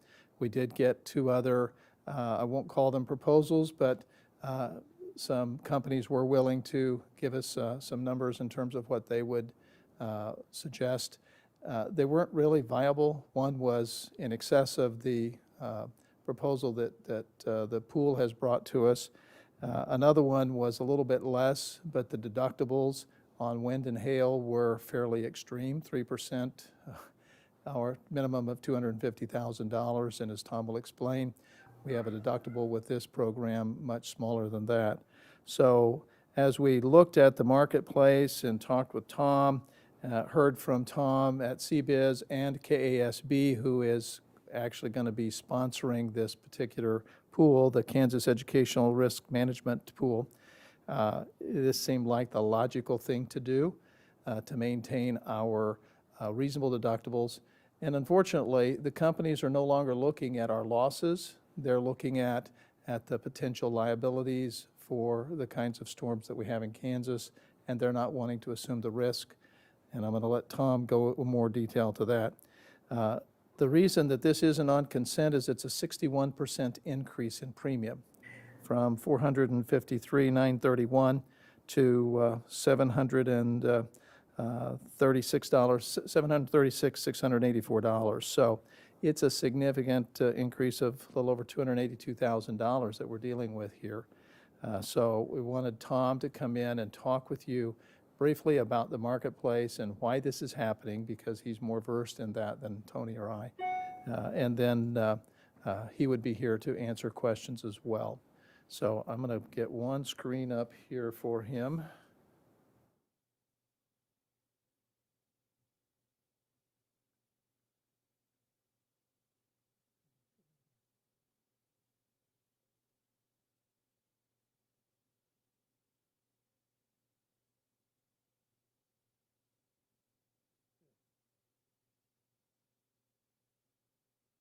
I think that's probably the screen he's going to want to talk from. So, Tom?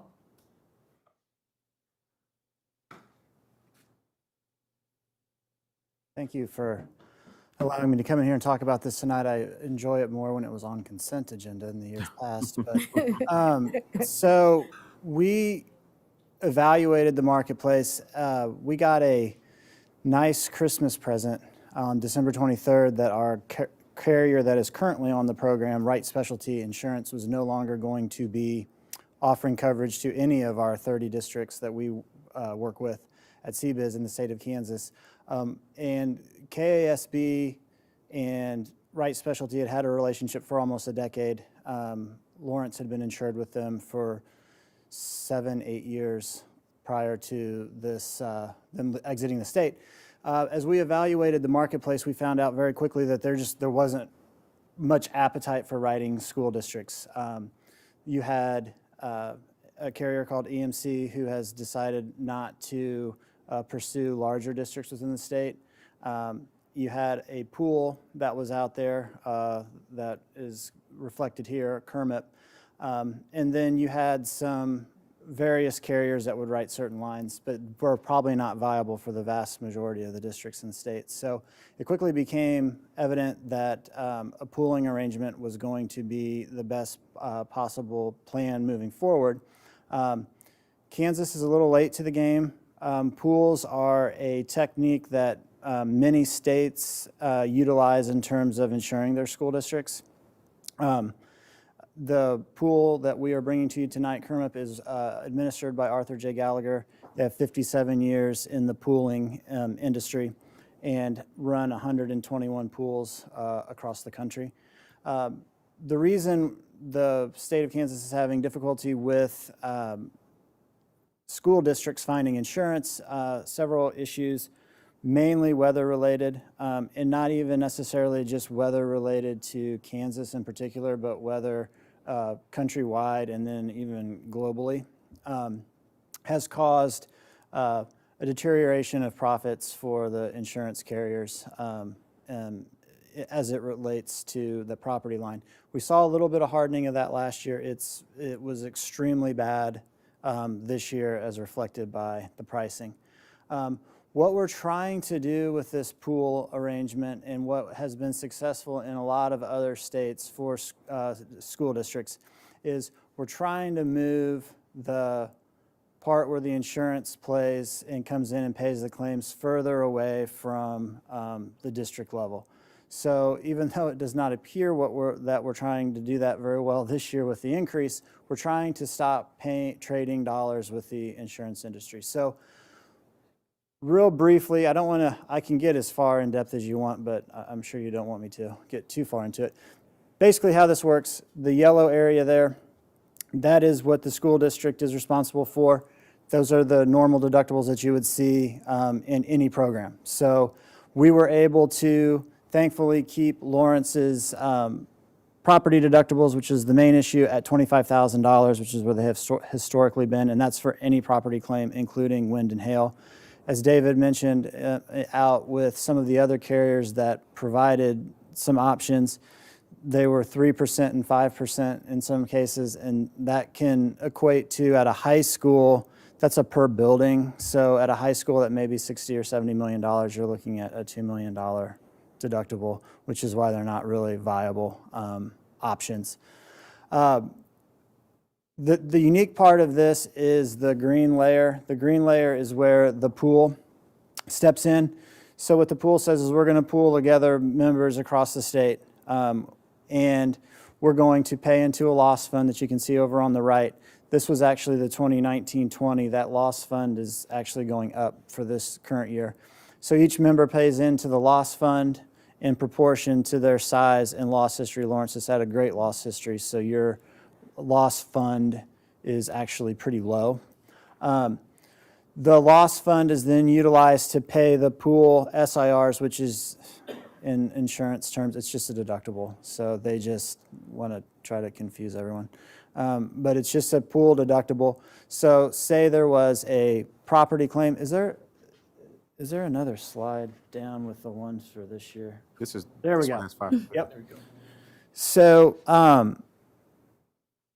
as you can see, the pool SIR for let's just use a school board legal liability claim. The district would be responsible for $2,500. The pool is then responsible for $100 after that. And the blue area and above is where the insurance carriers attach and then step in. So if we had a $200,000 educator's legal liability claim, a board liability claim, the school would pay $2,500. The pool would then go to the loss fund, pull the money out, and pay the additional, $97,500 to get up to the $100,000. And then the carrier would step in and pay the next $100,000 to pay the $200,000. So it's really a form of self-insurance per se that allows us to aggregate districts across the state and have more purchasing power when going to the insurance market. So that's the best kind of quick overview of it. I do want to point out that our loss fund will be $3.5 million. That is not the amount of money we have to pay claims. That's the amount of money we have to pay the deductibles that the pool is responsible for. But then we also purchase stop loss, as you would on like a self-insured health insurance plan on top of that, with an additional $2 million, so that if we don't have enough in that loss fund, we have an additional $2 million to come in and pay the pool deductibles. Those are all set by actuaries, so they come to us and say, this is where you need to have the loss fund. Any loss fund dollars that are left over at the end of the year are set aside. Obviously, some claims can take a while to settle, but if there is a surplus in that loss fund, then on year 5, we redistribute that to the members. So that's where we're trying to stop trading the dollars. Instead of having an insurance carrier like Wright Specialty who keeps all the profits when we have a good year. We have the ability to kind of share in some of that underwriting profit in this pooling arrangement. So wish our premium was better this first year as we're having to make this transition, but it truly is what it is. The other factor that on top of the weather is obviously the unknown nature of the COVID and what it's going to do to the property and casualty industry. I am happy to report with our reinsurance carriers that are on there, they have already priced COVID to the best ability into this program for this year. So hopefully we won't have to do that again next year. So, any questions? Go ahead, Dave. There is one thing I'd like Tom to discuss with you, and with the nature of pools, it is an assessable pool, which means that if everything runs out and the pool needs money, they can come back to all the member districts and ask for more. I was going to ask, okay. And so the nice thing about this one, though, is the multiple layers of protection that in the history of this pool, that's never happened. Okay. And the likelihood of it is less because of those additional layers, which makes this an attractive pool as opposed to some others that I'm familiar with. Yes, so that's a good point. And so in essence, if the loss fund is exhausted, the pool can come back to members and ask for additional funding to pay those deductibles. So that's why we buy the stop loss on top of that. So we have an actuarial driven number on the loss fund, and then we basically insure the loss fund with the excess stop loss. What I can say is, although I can't stand up here and say the likelihood of an assessment coming is 0%, I can say that it is as close to zero as possible. And the reason I can say that is in the 57 years that Gallagher has administered pools, and through the 121 pools that they have, every pool that they have structured this way, there has never been an assessment. So the likelihood is low. Can I tell you that it's actually zero? No, because the state of Kansas says it's an assessable pool. So, but we feel very confident that we have it structured in such a way that we're not going to have to worry about assessments. So clarifying, I think mine is more towards where the money's coming from, and that was my question. Yeah. So is it coming? Yeah, where's the money come from? And then with the anticipated cuts, I mean, it says general funds, but like something's gonna, like, what's gonna happen? That was Kathy's first question when I brought this number. I know, I was thinking, like, I was channeling Kathy. It'll be necessary for Kathy and Dr. Lewis to evaluate the budget and find those additional dollars. This is really the only answer that I can give you tonight. I can't point to a specific fund or whatever. So we will be able to give you more information later on if you choose to do this. But tonight, I can't tell you where those dollars are coming from. There are multiple layers beyond this that we will have to address over the next few months as I think things unfold. So sorry, I can't answer that question tonight. So essentially, we need to vote on this, even though we have a little bit of unknown because of the expiration date. Yes, our current program expires June 30. So if we are wanting insurance on our property July 1, yeah, I 100% want insurance on our property in Kansas. I would not vote not just our property, but all the other elements that are in there as well. Exactly. I'm interested in some of that as well. Yeah. And I did wonder, Dr. Lewis, have you begun to think about that? Because of the current budget system or situation, and I know you could be looking at mid-year cuts and a number of things. So to have this cut up front is kind of takes your breath away. So I'm just wondering, for you, how have you and Kathy been processing this? Yeah, Kathy's beginning to look at where we can take this money from. Obviously, it's going to have to come from somewhere. Yeah. So, whether it's, cuts a percentage in everyone's budget, she's just beginning right now to look at where it can possibly come from. We don't want to go in deficit spending, but that may be a reality. Okay. And I would tell you, in defense of Dr. Lewis and Kathy, she got this number on Friday. Right. Because just it took a long time to get some things put together to understand where some of the numbers might be. The pool was working on it, and so we began to wrap everything up on Friday, and so they didn't have time to really search where that money would come from to be able to answer that question. Okay. So that's why we're So- doing it now. Dave, in terms of this is a board question, so I'm kind of switching to just advice to the board. So we initially approved some, in terms of where we're at in the budget approval process. This will impact the budget we haven't officially published. Correct. So we could be looking at some of those things which we have already approved and saying, do we need to backtrack on some of those things? Yes, you would have that opportunity. Okay. It would be a quick turnaround because you're really talking about those budget meetings occurring so that you can finalize your budget in August. I don't have the I date think on the it's- top of my yeah. head, but August 25th comes to mind. I'm not sure that I would be, actually I think it's not the end of July we have to publish. Well, I think you do most of your work by the end of July, and the Okay. budget's due in August. Okay. So it's probably maybe not the first meeting in July because that's your organizational meeting. Your second July meeting will likely have some budget-related things on it. Okay. But yes, your premise is correct. You could reevaluate some of those things. I'll present one of those reevaluations to you in just a few minutes. Oh, you will? Okay. I will sit patiently then. And then maybe there will be others at the next July meeting. It's for Okay. something else. Okay. Okay. Thank you.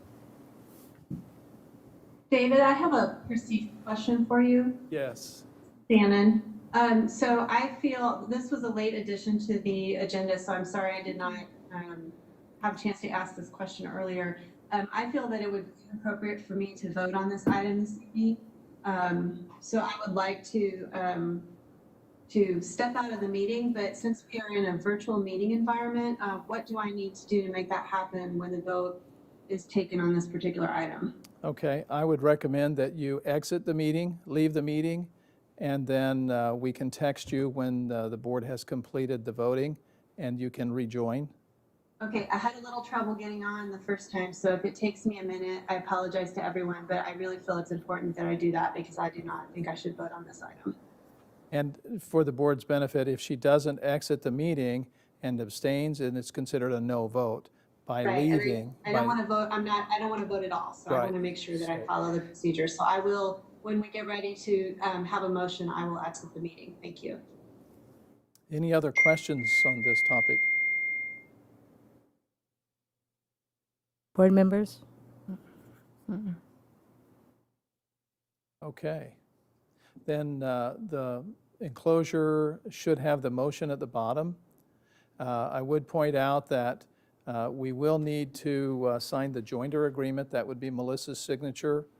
And then we would need to appoint a representative. That is typically a staff person that is appointed as the representative for Lawrence as a member of the pool.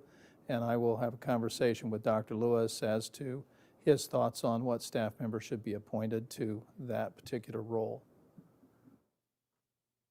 Joe said he can move her to the waiting room so she doesn't have to exit all the way off. Okay, I'm going to leave the meeting now, so if someone would please text me when you're ready. Shannon, hold on a Hey, minute. Shannon, hang on. Joe, Okay. Joe has indicated that there's a waiting room he can move you into. Oh, he can put me in the waiting room? Yeah. You go into a waiting room and don't have any access to what's going on here, that would be the same thing as exiting, so that would be fine. Oh, okay. Okay, great. Thank you. So Joe, if you could move her into the waiting room now, and then let us know when that is done. So need a motion. I can make the motion. once we know she's in the waiting room, It's on the top, actually. we're gonna find out she's in the waiting room and then. Oh, yes. Good call. Good looking out. You on a roll today. You're a champion. No. What do you mean today?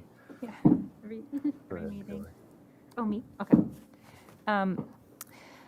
I move the Board of Education approve the District 2020-21 property and liability insurance and educators' legal liability coverage to the Kansas Educational Risk Management Pool, LLC, KERMP, as brokered with CBIZ Insurance Service, Inc., in the amount of $736,000 $1,000. Wow, 680. Oh my gosh. Okay, to be paid from general funds budget. Did I say the amount right? Sorry. Yes. Okay. Second. Padu Blackwood, Yes. Hill, Yes. Gordon Ross, Yes. Smith, Yes. Johnson, Yes. Jones. Yes. Motion passes 6-0. Whew. Okay. Mercy. That's a lot, right? I know. We need it, though. I will call up David Cunningham, Executive Director of Human Resources and Chief Legal Counsel, along with Dr. Anna Stubblefield, Deputy Superintendent, to give a report on the ratification and tentative agreement. And Joe, you can bring Shannon back. I'm, Okay. thank you. And Megan Epperson, Jeff Plinsky, and Lindsay Buck will be a part of this. Okay, great. They are virtual, as I understand it. So David Cunningham, Executive Director HR and Legal Counsel. On June 2nd, we were able to reach agreement with the Lawrence Education Association regarding the 2020-2021 contract.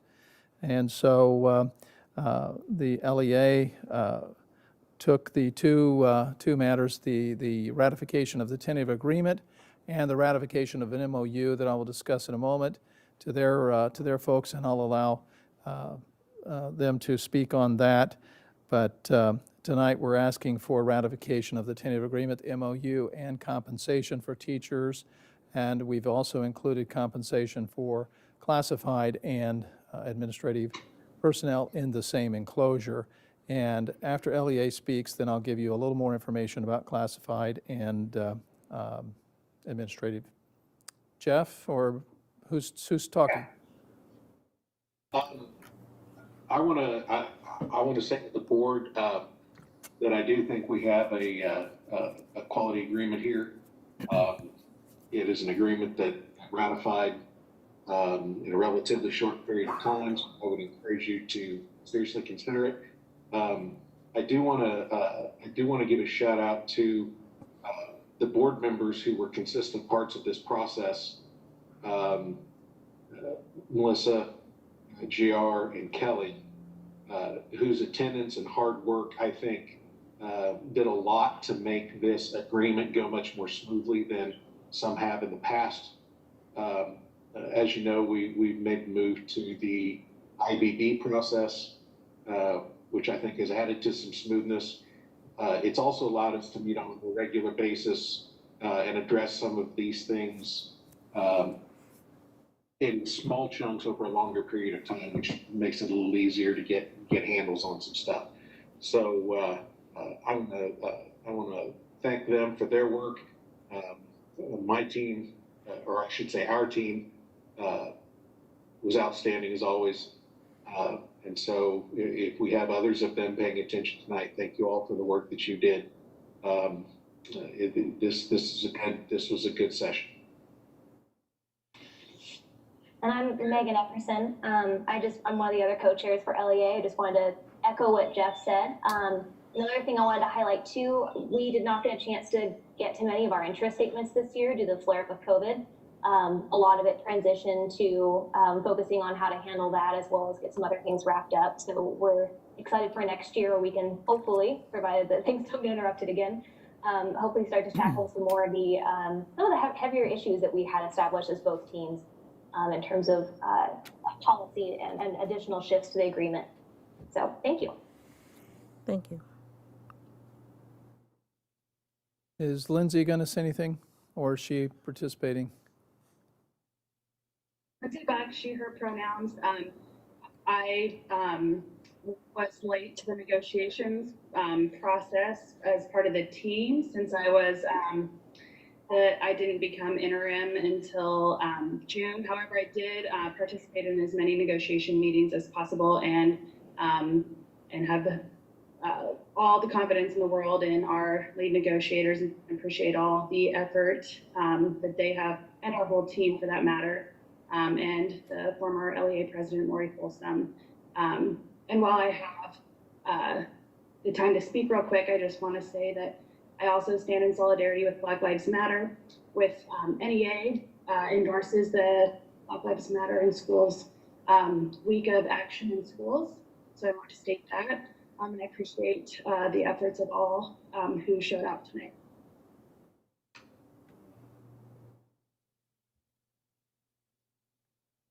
You have questions for Lindsay, Jeff, or Megan? No, I don't think we do. This is Shannon. I don't have a question. I just want to say thank you to the LEA team and also to the board members who have participated as part of this. I have seen a shift in the way that we have approached this over the years that I've been on the board, and I'm really happy with how things have developed, and it seems like the relationship building that has occurred through using the IBB process has been really beneficial. I hope that the LEA team feels that, because it certainly appears that from my perspective as a board member. So I just wanted to share that. Thank you. I'd like to also thank the LEA team, and then Dr. Stubblefield, you were really, the way that you communicate and problem solve is incredibly helpful to the process, and it wouldn't have gone the way it did if you hadn't have been at the table. So I just appreciate the work that you did. Read. I second that. Mm-hmm. Okay. So just a couple of highlights from the tentative agreement. The percentage to the pool was 2.4%. The overall total that we're asking for you to approve for teacher compensation is $1,354,636. The medical fringe went down, so there was some savings associated with that pursuant to our agreement. We actually went in and modified the agreement this year to change how we refund that back to the individuals so that they have the same value, but because what we had originally put didn't work very well. But anyway, the medical savings will be redistributed to those who are participating in the insurance for the 2021 school year, so they didn't lose any value there, and I think that's a key point. There were some changes to the additional assignments, both in existing compensation for some of the positions and then addition of a couple of them. The work year, duty day, and plan time components of the agreement were modified to account for some of the need to push back the start date at the high schools because of the reconstruction or the remodeling at LHS, and then also to ensure that we capture the required number of minutes for student attendance for if you start at 9 o'clock versus 8 o'clock. So all of that was captured in those sections of the agreement. LEA president is moving to a full-time release president. It has been a half-time for a number of years, and so we were able to work out the costs of that in this agreement, and so that's going to work well. So in the context of teachers, I think that's a real high-level summary. The details are in the enclosure, and so that would be compensation at the amount I noted, and then the various language changes. The final thing is the MOU. That was handled as a separate ratification by LEA, since it really shouldn't be part of the contract itself. But we need a mechanism to make changes to the contract for COVID-related issues.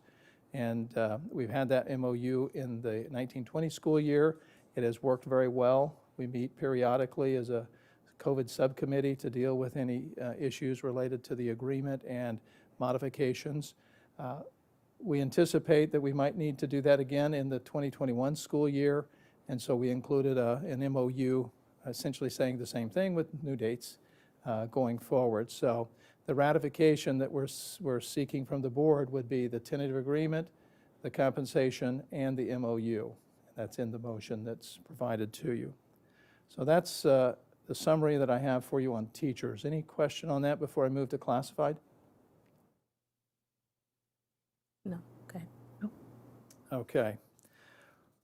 Classified, we have been really fortunate this year.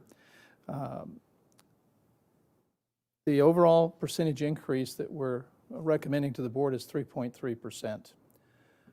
It would typically or historically, we would have the same percentage for each employee group, 2.4 for teachers, classified administration. We were able to take those medical savings dollars and put them into the classified pool. So we took the classified savings and the administrative savings and moved those into compensation for classified. That helped move that number up.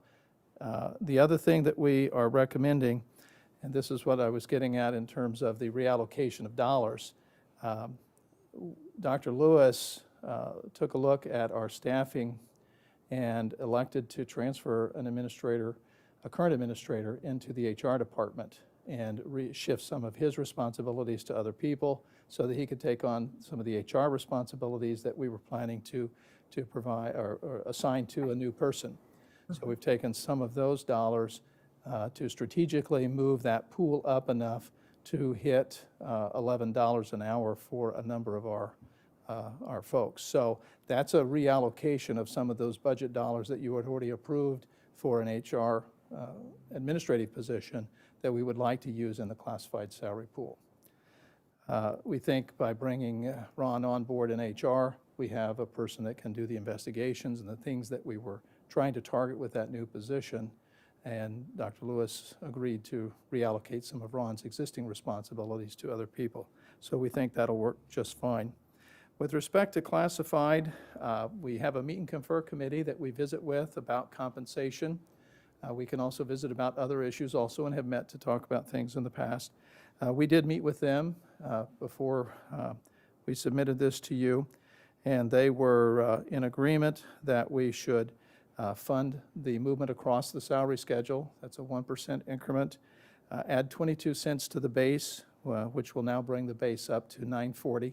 So if you think about the salary matrix, if I have no other experience, I'm in column A, starting salary would be $940. That's presuming that I'm on the base level. As you move up in levels, then your starting salary would go up. And so that's available if people want to look at it online. We also talked with them about an increase for those folks that were not eligible to move across the schedule. We have a group of people that are off schedule. They've been here long enough that they're in what we call the Z+ category. So a 1.5% increase for that group. So overall, we think it's a very good package for classified. The other thing I would point out is that we did the market study in 15-16, and in addition to the pool of dollars that was generated by the percentage increase that year of $300,000, the board allocated an additional $978,000 and change to implement that study, which really improved salaries. We were looking at a base of $880. We're now up to $940 after implementation of that study and then the subsequent increases over the last few years. So overall, I think the board has taken some really good strides to improve compensation. You have had some significant conversation around paras in particular, and I would point out that we have paras that, depending upon their responsibilities, are in level 4, level 5, level 6. The level 4 paras, I think there are 28 of them, and the A column for level 4 is going to $10.58. In level 5, $11, and so 11.6 would be something more than $11.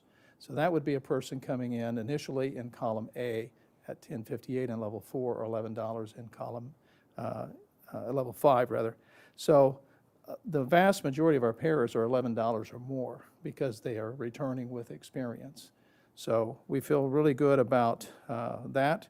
And also, when we look at the overall compensation, oftentimes we forget to think about health benefits. The district pays, the board pays a full single insurance policy for our staff. So our 9-month employees are receiving somewhere around $5 an hour just in health insurance benefits. Now, I recognize you can't buy bread with that, but that is a significant benefit that many districts do not offer a 100% fully paid health insurance program for their employees. So when you combine the health insurance and the steps that you've taken over time to improve compensation for all classified staff, we think this represents a really good step forward and would recommend that you authorize $674,741 towards classified compensation for the 2021 school year.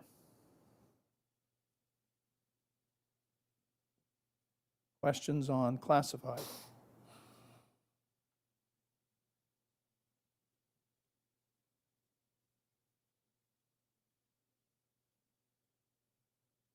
Okay. Administration. Dave, I have a classified question. I'm just Yes. not doing very well with the mask tonight. Dr. Lewis, can you talk about, we've heard a lot of, this is a step we haven't been able to take since I've been on the board, really. Can you talk about what your, I mean, given the current budget situation, it's really challenging, but what your goal would be, or what the district's goal might be to get the starting pay up from the 940, where you all are at with that in your planning and how you hope to get there. I know you've talked about it. Yeah, like I said, we have very few Mm-hmm. that are right around the number. Yeah. We had a conversation this morning. We looked at our last market study. I think the last time we did a market study, we were either at or right above some other districts our size. Okay. So obviously, you know, that's something that, given where our budget may look like this year and Mm-hmm. the potential cuts we have to make, we don't know what next year will Mm-hmm. look like. But when we think about some of our paras, the bulk of our paras are sped paras. Okay. And they are at, I think, and I don't want to say my percentages because based on the numbers I was looking at, about over 90% of our paras are. The vast majority of our paras will be over $11 an Okay. hour. Okay. And when we think about starting at level 4, that's the lowest level for a para, that's 1058. Okay. The 940 are positions that are not necessary, they're not pairs, they're like supervision, and I could be wrong, but they're typically people who work a few hours. They're not our paras or our custodians. We can share the information of who's in there. Mm-hmm. And we have larger conversations around having how to get that up. That number. Okay. Yeah, that would be great. I'd appreciate that. Thank you. The piece where it becomes challenging just from a monetary standpoint is that it's an indexed schedule. Mm-hmm. So as you add a penny on the base, you might be adding 4 or 5 cents at the bottom. Yeah. Okay. So because of the nature of moving 1% across and 4% down, it really becomes a little tricky in terms of what that ultimate cost would be. So, you know, I know Dr. Lewis has been keenly aware of the need to increase that. And so when we went to him and said, hey, can we grab this money over here and put it here? He was all for it. So yeah, I really appreciated, Dave, when you came to the table with that proposal. I appreciated it. So administrative is pretty straightforward, 2.3%, 2.38% to the pool. With employer costs, you'll notice in the enclosure that fringe savings were there, but I took them away and put them in classified. So 155,194 is what we would propose for administrative pool. And then Dr. Lewis will determine how that money is allocated to administrators. So with respect to both teachers and classified administration, we need to remember that when we say 2.4% or 3.3 or 2.38, that doesn't mean everybody gets that percentage increase. That's a percentage of dollars over last year's dollars. And when you look at a teacher who is maxed out on the salary schedule is going to get $300. If they're making $55,000, obviously that's not 2.4%. If you're talking about a younger teacher that can move down, that might have achieved a master's degree this year, then they might be getting $1,200, $1,500, and that's going to be more than 2.4%. So likewise with classified, you have some that are going to be at 1.5. You'll have others that are other amounts depending on you know, how that shakes out in terms of the increasing in the base and the movement across. Administration, as I said, Dr. Lewis will allocate, and he's not bound by 2.3% for any particular individual. So he'll be making those decisions in the near term.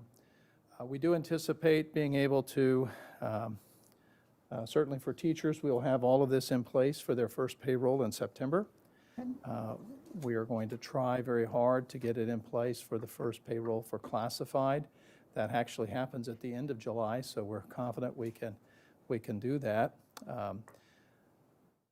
Not 100% sure getting those first two done will have administration done, but if we're not able to meet the first payroll, then they will have a retro payment. So everybody will get the full amount for the year. I think Anna might have wanted to summarize. So Kathy is home watching, and she said the 940 is for indexing, and no one has paid that. Okay. And I'm trying to read my watch, so I put my glasses on. She said, so except lunchroom, non-instructional pair starting rate, we have about 10 of those. So that it's no one is really at that rate, but that's for indexing. And we have very few positions that would even be tied to that.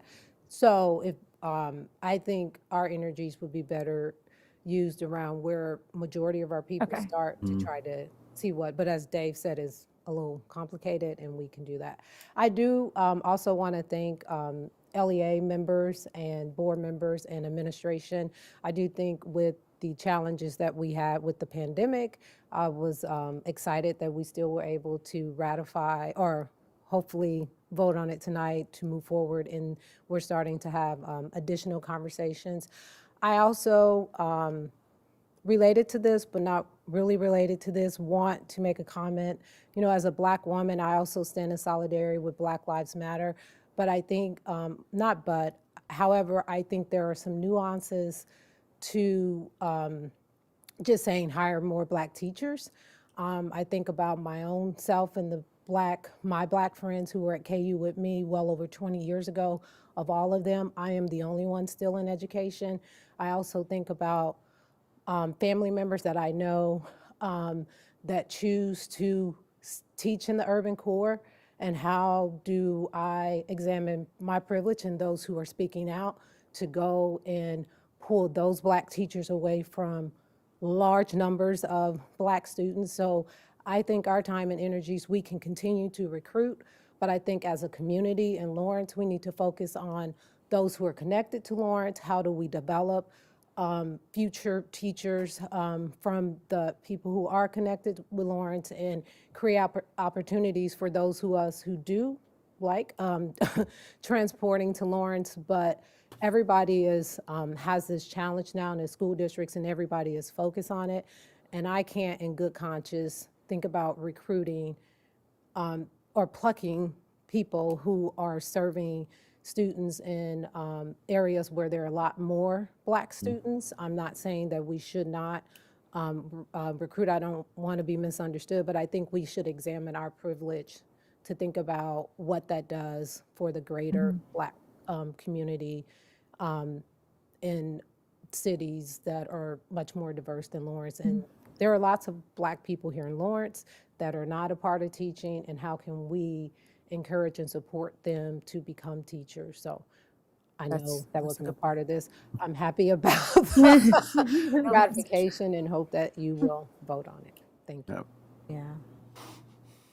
I just echo my thanks to the team, both LEA and our district leadership, as well as the board members, for the countless hours that you all have spent doing this. And I think someone said this is the first time we've ever had an agreement this early. Pretty. This is certainly early. We've had a much later.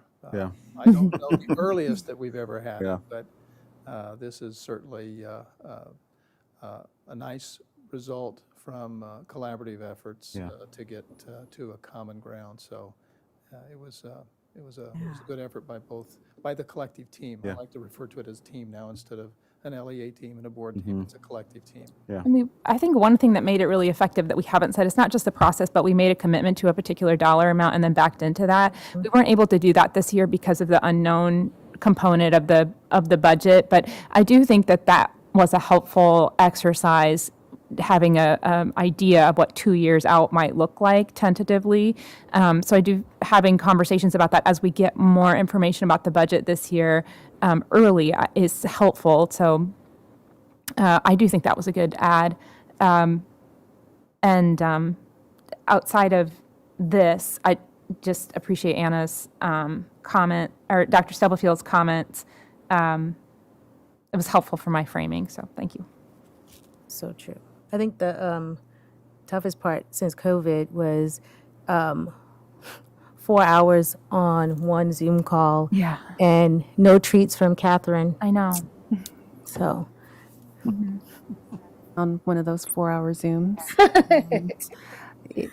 There was a lot of information, and all of the work that the district and the district leaders were doing in collaboration with LEA was impressive for me.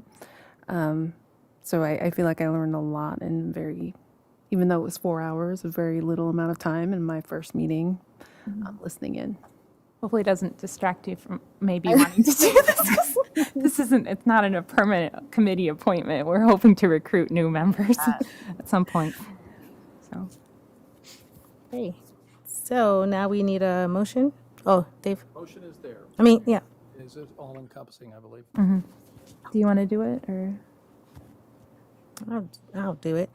I move the Board of Education ratify the tentative agreement with the Lawrence Education Association, the memorandum of agreement between the board and the Lawrence Education Association, and approve the compensation packages prorated by FTE for certified, classified, and administrative staff in the amount of $1,354,636 for certified, $674,741 for classified, and $155,194 for administrative staff.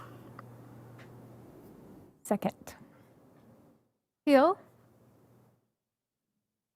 Yes. Gordon Ross, Yes. Kimball, Yes. Smith, Yes. Johnson, Yes. Jones, Yes. Kadu Blackwood.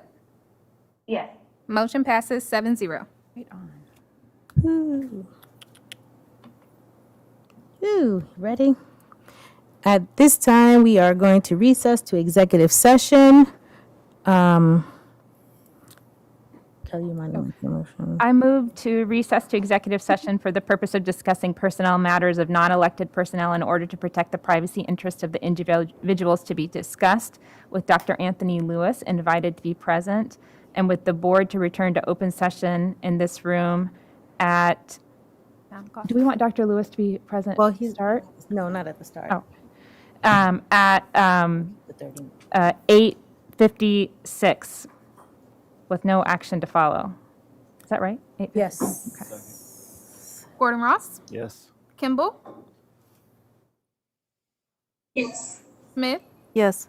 Johnson, Yes. Jones, Yes. Kadu Blackwood, Yes. Hill. Yes. Motion passes 7-0. So I think we need like a quick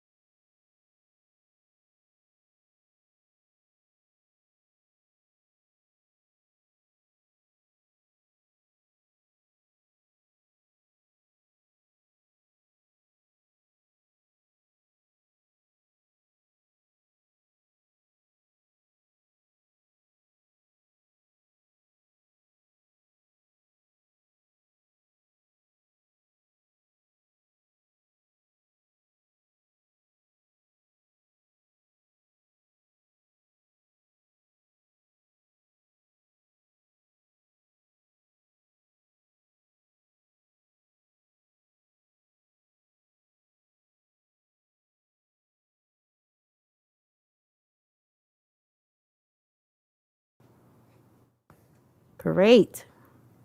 I think that's it for today. And may I have a motion? I move we adjourn. Second. All those in favor? Aye. Aye. Thank you. Thank you, everyone, for, oh.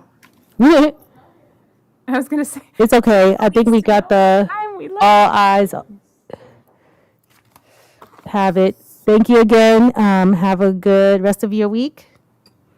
Be well.